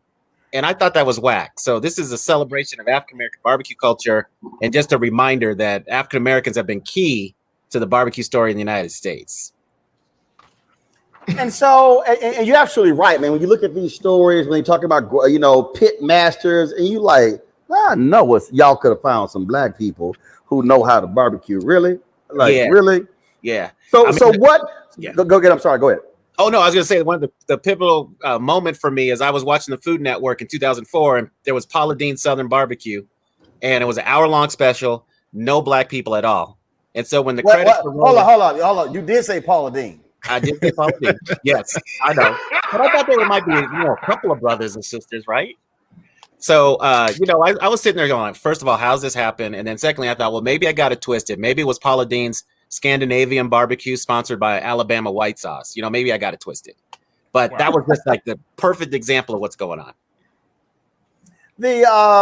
So is there anything? What have we done differently? Because we look, for no pun intended, we bring a little extra flavor to everything. Yeah. So when it comes to barbecue, what did we bring in particular that everybody else can't really try to touch? Well, you hit the nail on the head, right? It's all about seasoning. So we're the ones that have brought our adept skill at seasoning. And so, barbecue today, like when African Americans barbecue, we're going to have spare ribs, pork shoulder. In Texas, you're going to have brisket, but usually chicken and sausage. Oh, you say in Texas we don't have brisket? No, in Texas we do have brisket. I'm about to say, I'm about to cuss you out. My bad. I'm sorry. Go ahead. My bad. Go ahead. Yeah. But with our barbecue, we're gonna have some good sauce because there's this conventional wisdom that's emerging that barbecue shouldn't be sauced. A lot of I don't know who the hell came up with that. That's dumb as hell. I know, right? Yeah. So so we're gonna have a good sauce because often for a black barbecue joint, the sauce is really the calling card for what they do. But the seasoning stuff, the slamming sauce, also the next level side dishes. We bring that extra flavor. And a lot of African Americans are cooking with charcoal and wood. So this idea that barbecue should be low and slow, indirect cooking, that's one way to do it. But a lot of people cook hot, fast, then slow when they're cooking ribs or chicken or sausage, things like that. So I wanted to explore kind of what is the signature dishes of African American barbecue culture. Now, before I go to my panelists with the barbecue questions, I gotta ask you. Look, you wrote a book called Black Smoke. I got Negroes in Kansas City who swear they the best. I got my Uncle Marvin. When we first went to Kansas City, he was talking about, this is how we do it. I was like, man, sit your ass down. And so my daddy had to show him how we do that thing. And everybody talking about Gates. What's the other place in Kansas City they always talking about? Arthur Bryant. Yeah. I had both of them. Then Memphis. What kills me are Negroes from North Carolina who I said, y'all ain't in no barbecue conversation. So stop. So if you had to say top 5 cities / states in terms of king of barbecue, what's your top 5? All right. So some of this is going to make you mad. But I would say Kansas City, Memphis, and I would say East Texas. Oh, stop. Are you saying KC is 1? See, we rank it. Are you going 5, 4, 3, 2, 1? Or are you going 1, 2, 3, 4, 5? 1, 2, 3, 4, 5. So, growing up in Denver, man, Kansas was the strongest. So let's start right. So you going 1, 2, 3, 4, 5. So you got KC 1. Why? KC 1 because I'm a spare ribs guy. And Gates is my favorite commercial. Yes, Gates. Yeah. So thank you for backing me up, my sister. And then bullshit. Anyway, go ahead. All right, and then Memphis because I also like ribs, but also they got the slamming pork shoulder sandwich. They've got barbecue bologna and spaghetti. So Memphis. Oh hell, right there. See right now. See you keep that damn barbecue. You keep that bologna shit. You might as well say spam as far as I'm concerned. But anyway, go on ahead. That's okay. Kansas City 1. You got Memphis 2. Who then you got 3? 3 is East Texas. Because when people say Texas barbecue, they automatically go to Central Texas and they think about the Central European immigrants, the way they did it. But I like the way they do it in East Texas. First of all, I'm glad you make that distinction. But what people don't understand is there literally are 4 or 5 distinct barbecue standards in Texas. And you're right. What has become known as Texas barbecue is European. But you literally have you got that. You got your black folks with the infusion of the Creole migration from Louisiana. Then you got how Mexicans barbecue. So you got different styles of barbecue in Texas because it's a big ass state. Yeah, exactly. That's why I wanted to break it down. So you got East Texas 3. You're wrong, but go ahead. Who's 4 and 5? 4 is Southside Chicago, which gets no love as a regional style. Okay, Southside. But I lived in Chicago 6 years. Because part of that is so. What's the definitive place to go get Southside barbecue in Chicago? So I would say Honey 1. I think that's a good place. Alice's is a good place. And there's this new place I like called Q's Tips and Wings because he's doing turkey. So he's doing like turkey tips, turkey legs, stuff like that. It's kind of like one of the big trends in barbecue right now, in African-American barbecue. So those are the three spots. First of all, Turkey Leg Hut in Houston is killing everybody. Yeah. Okay, that's 4. You said Southside Chicago is 4. Who's 5th? All right, this is really going to make you mad, but I'm going to give love to East North Carolina, man. There's some brothers still doing whole hog, like Ed Mitchell and his son Ryan Mitchell. Oh, he's leaving. And then you got Rodney Scott in South Carolina doing whole hog, man. Rodney Scott. Y'all can have, Brittany, Paraji, and Michael. Y'all can go ahead and ask whatever y'all want. His ass has lost his damn mind, North Carolina. Y'all go ahead and talk to his ass. I'm done. Well, I was with you with Gates Barbecue. I'm biased. I lived out in Kansas City for about 2 months when I was Miss Black America, and the Gates family took care of me. I learned all about 4 generations of their barbecue history. Damn North Carolina. So I'm biased. All right. No, Brittany, go on here and ask your damn question. I might as well. Right. This book called Black Smoke. You blowing smoke up. Go ahead, go. Come on, you like this smoke, man. You know you like this smoke. Got to give love to all the styles. Yeah. All right, go ahead. I'm curious. Is there a specific person that you've met or pitmaster that you've uncovered in your research that really stuck with you? Yeah. So this person is somebody I discovered historical, but I found a woman named Mary John who was in 1840s Arkansas. And her birth name is Marie Jean because she was born when Arkansas was in French territory. But there's a newspaper article about her superintending a barbecue in 1840 in Pine Bluff, Arkansas. And superintending is the word that they used back then, which is the equivalent of being a pitmaster. And so dig this, an enslaved woman telling dudes what to do with barbecue in the 1840s. She ends up buying her freedom because she was loaned out to do barbecues. And she stays in Arkansas. It was called the Arkansas Post. That was the name of the place where she stayed. And she ran a restaurant. And then when she dies, the white newspaper eulogizes her like they would any great white chef. And I just thought that was next level. I was blown away by that story. Wow. All right, then. All right, Michael, ain't nobody talked about Detroit. Well, we have Parks Barbecue here in Detroit. I'm a vegetarian, and I know ain't nobody talked about Detroit. Hey, Adrian, question for you. When we study the history of slavery, we see that Africans are bringing techniques to cook food, season food, things like this, and it's changing the palates of white people across the country. Talk about some of the techniques, some of the seasoning techniques, etc., that Africans used when cooking barbecue and changing the way white people ate barbecue.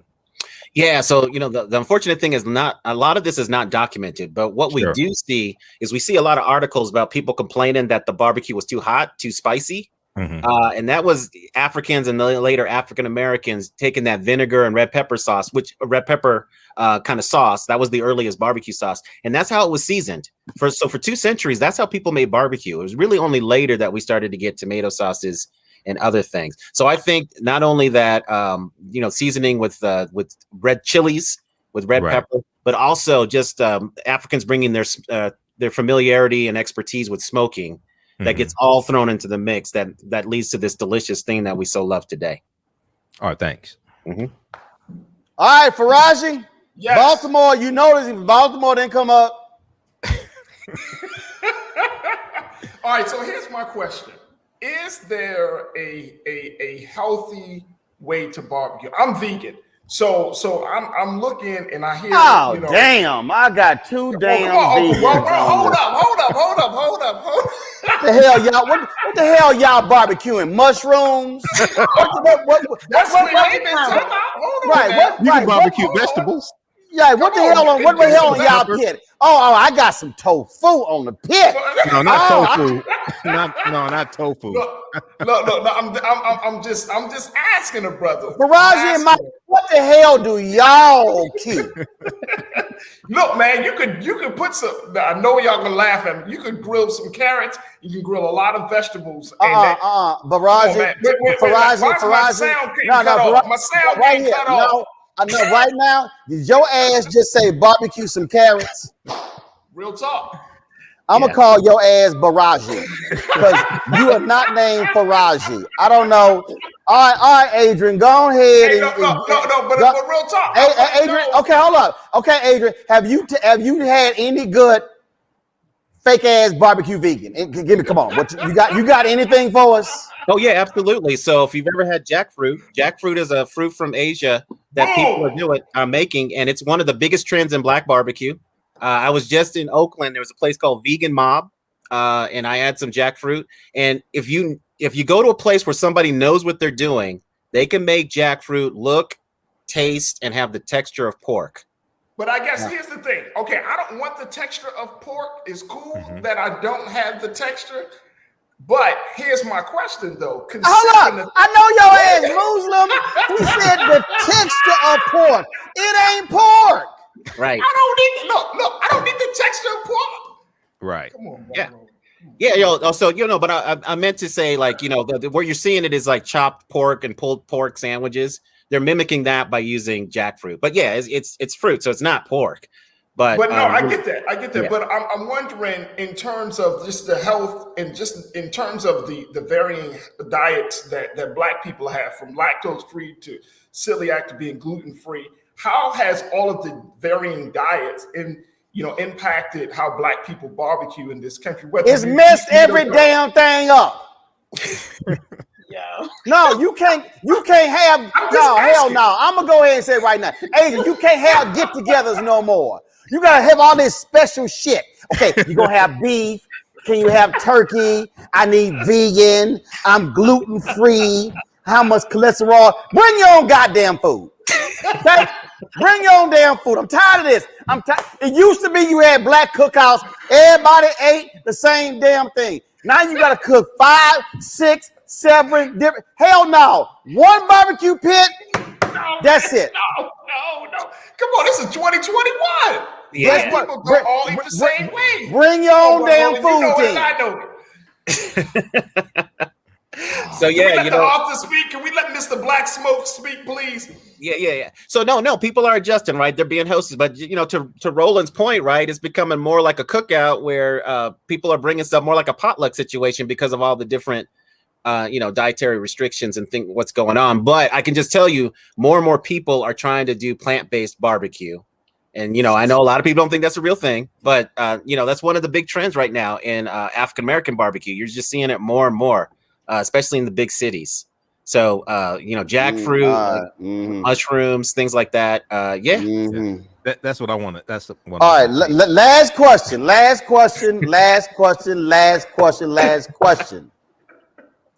Okay, Adrian. What constitutes a real barbecue? What is required to be on the pit for a real barbecue? Now, before you answer, Adrian, let me warn you. If you get this wrong, I will not post this segment on YouTube.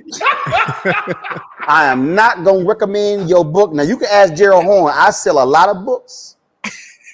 So I need you to think, because you already messed up that North Carolina bullshit. So I need you to think real careful. What is required to be on a pit for a real, I ain't say cookout. Yeah. I said a barbecue.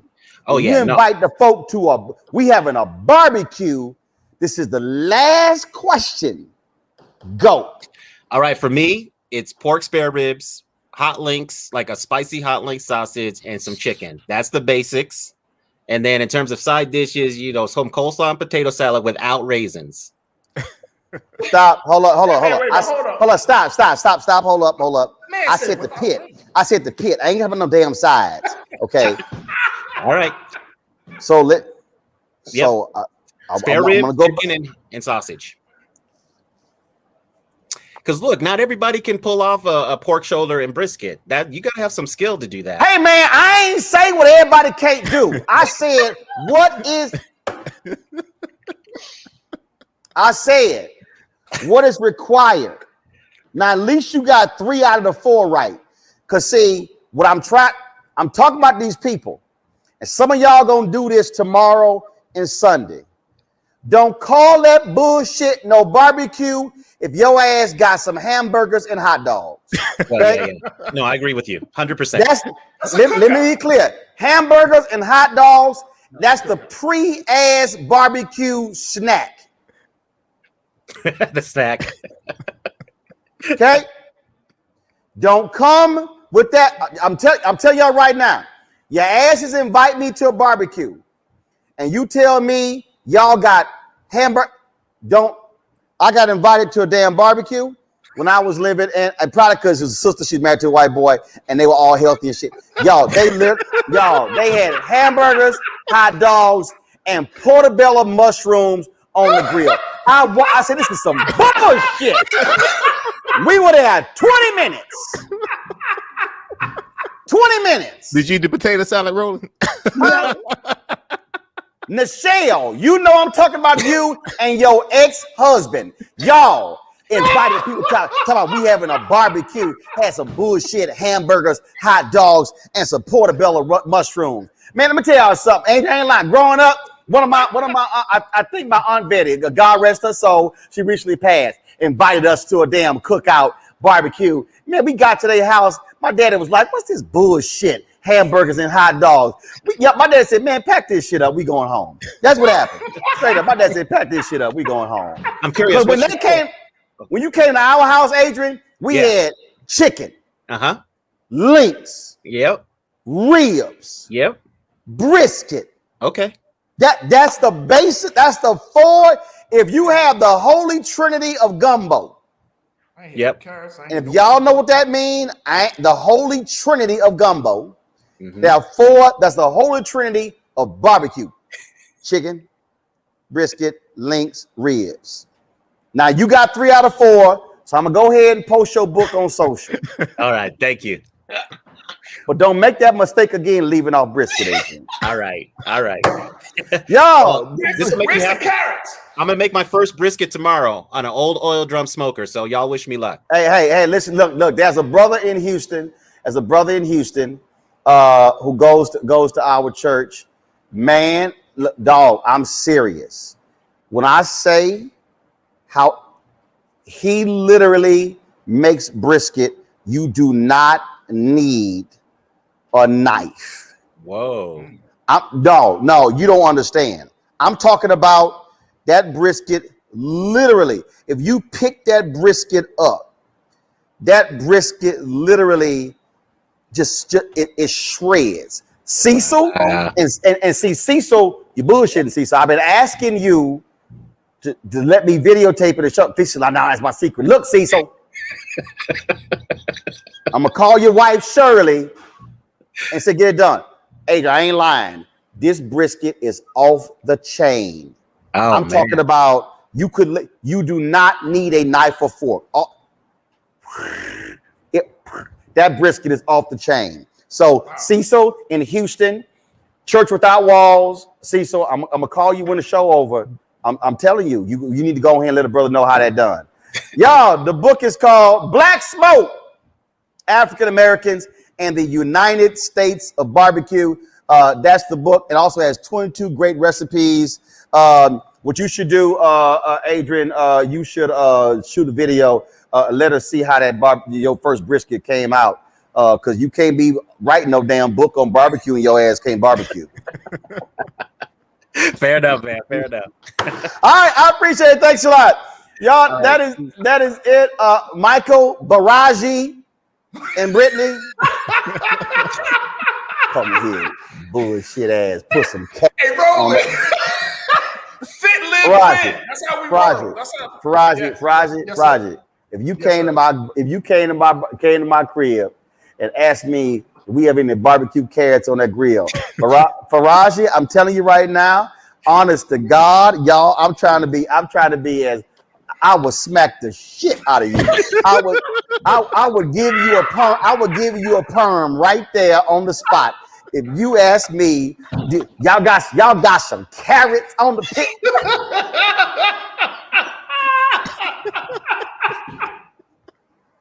Don't do that. Don't do that. You better keep that crap in Baltimore. You bring that. I just bring my own. There you go, Uncle Roland. You damn right. You damn right. Better bring your own Tupperware with some charred ass carrots. All right, y'all. You done, Michael? What the hell you got on your pit? Your vegan ass pit. Well, you know what, man? I'm teaching online classes this weekend, man, dealing with African history. So I probably won't even. I'll probably have some salad with some garbanzo beans, unless the sister wants to invite me over, man. But I'm teaching online classes Saturday and Sunday, brother. Check out AfricanHistoryNetwork.com. Check out AfricanHistoryNetwork.com. I'm teaching online classes. Brittany, can you please save this damn segment? Brittany, can you please save this segment? Because I don't know where these two Negroes came from. I don't know. Hey, brother. I I don't know where these two Hotep Negroes came from. Hey, bro, I've been a vegetarian 16 years, man. You know, Brittany gone. Brittany gone. I'm gonna have some chicken, some ribs, some brisket. I'm gonna have some real barbecue, y'all. Talking about cooked salad. You sound like Erica Savage Wilson. Well, not cooked salad. Hell no, you can't. No, you can't walk it back. You're going to have barbecue salad. Your ass going to have barbecue salad. Right, you're going to put the lettuce, tomato, and the cucumber on the grill next to Faraji's damn carrots. I'm done. I got to go. Y'all, that's it. I got to go. Y'all, please, if y'all want to support Roland Martin Unfiltered, not these carrot salad eating ass barbecue smoking pit people, please join our Bring the Funk fan club. Every dollar you give goes to support our show. We, of course, in our new office space, we want y'all to support what we do. Our goal is to get 20,000 of our fans to give $50 each over the course of a year, $4.90 a month, 13 cents a day. You can give by Cash App, $RM Unfiltered, PayPal.me/R Martin Unfiltered, Venmo.com/RM Unfiltered. Zelle is Roland@RolandSMartin.com, Roland@RolandMartinUnfiltered.com. That's it, y'all. We will not have a show on Monday. Don't forget, Essence Festival, Virtual Fest today, tomorrow, Sunday. We will have a recap of the final weekend on Tuesday's show. Again, we thank Coca-Cola for being a sponsor for that. Folks, we always end the show, of course, with our charter members of our fan club. That's it. I hope y'all enjoy the weekend, spend some good time with the family. Cherish every single moment because they all matter. And so I shall see y'all on Tuesday. Y'all know how we end it. This is where we have, we support real black barbecue, not carrot and smoked lettuce, smoked tomatoes, and smoked cucumbers. No. We're going to we need a segment on colon cancer too after this, brother. Yeah, and some of y'all who eat y'all salad, they got pesticides in it as well. So don't be trying to sit in trying to be all like you want to be all bougie and shit. Oh, I'm not being bougie. I'll do this. Yep. Whatever. Yep. Whatever. Some shit in early for y'all vegans too. So whatever. I'm gonna see y'all on Tuesday. Oh!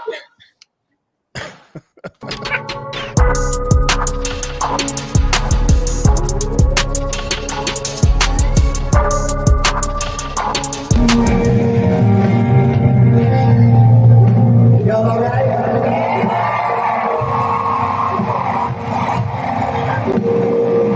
Look at how beautiful you look.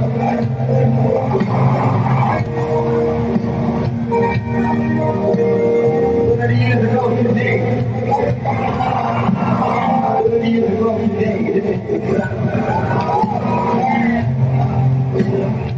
You can sing if you don't.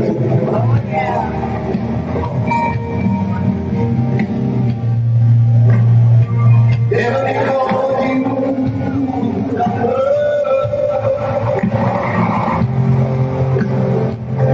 never because you ain't pain. I wanna go down and see tonight. Come on, all the little woman. Everybody.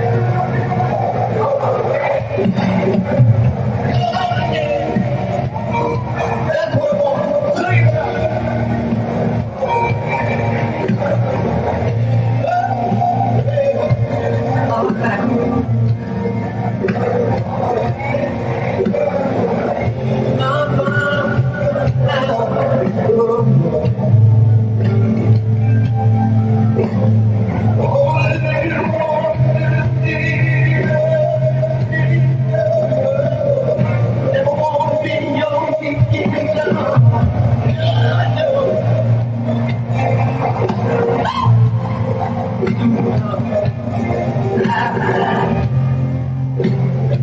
I don't want to be so my friend.